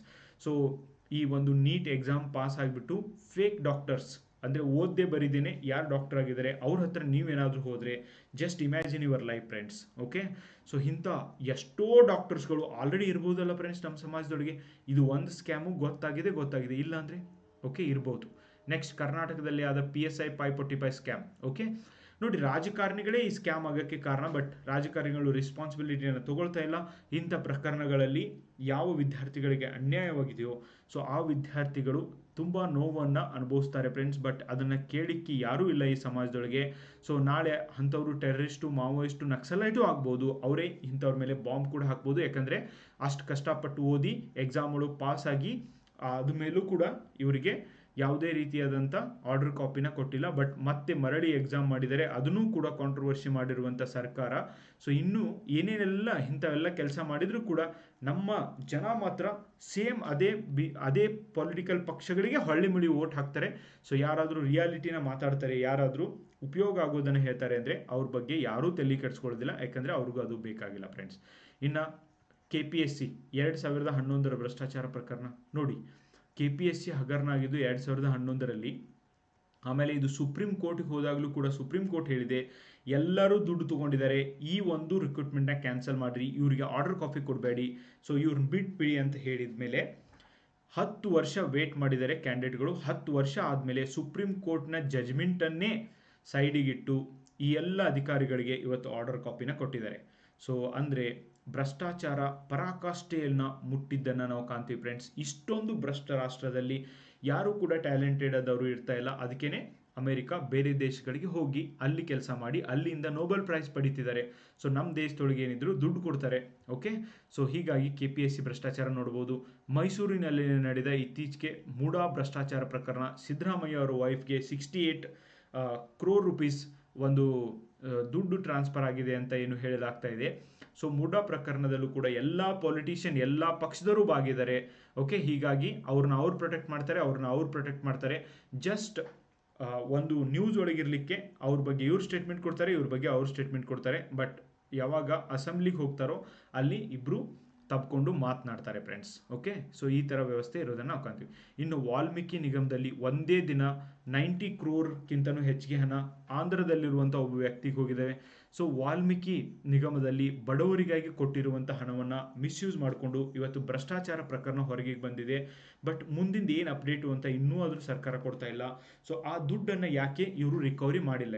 ರಿಕವರಿ ಮಾಡಿಕೊಂಡು ಯಾರ ಹತ್ರ ದುಡ್ಡು ಸಿಗ್ತಾವೋ ಅದನ್ನೆಲ್ಲ ಕಸ್ಕೋಬೇಕಲ್ವಾ, ಆಸ್ತಿಯನ್ನು ಕಸ್ಕೋಬೇಕಲ್ವಾ. ಬಟ್ ಅದನ್ನು ಕೂಡ ಇವ್ರು ಮಾಡ್ತಾ ಇಲ್ಲ ಫ್ರೆಂಡ್ಸ್. ಓಕೆ, ವಾಪಸ್ ಸರ್ಕಾರಿ ಹುದ್ದೆಯಲ್ಲಿ ಅವ್ರನ್ನ ಮುಂದುವರಿಲಿಕ್ಕೆ ಬಿಡಬಾರ್ದು ಅನ್ನುವಂಥ ಒಂದು ಪ್ರಶ್ನೆ ಕೂಡ ಹುಟ್ಟುತ್ತೆ ಫ್ರೆಂಡ್ಸ್.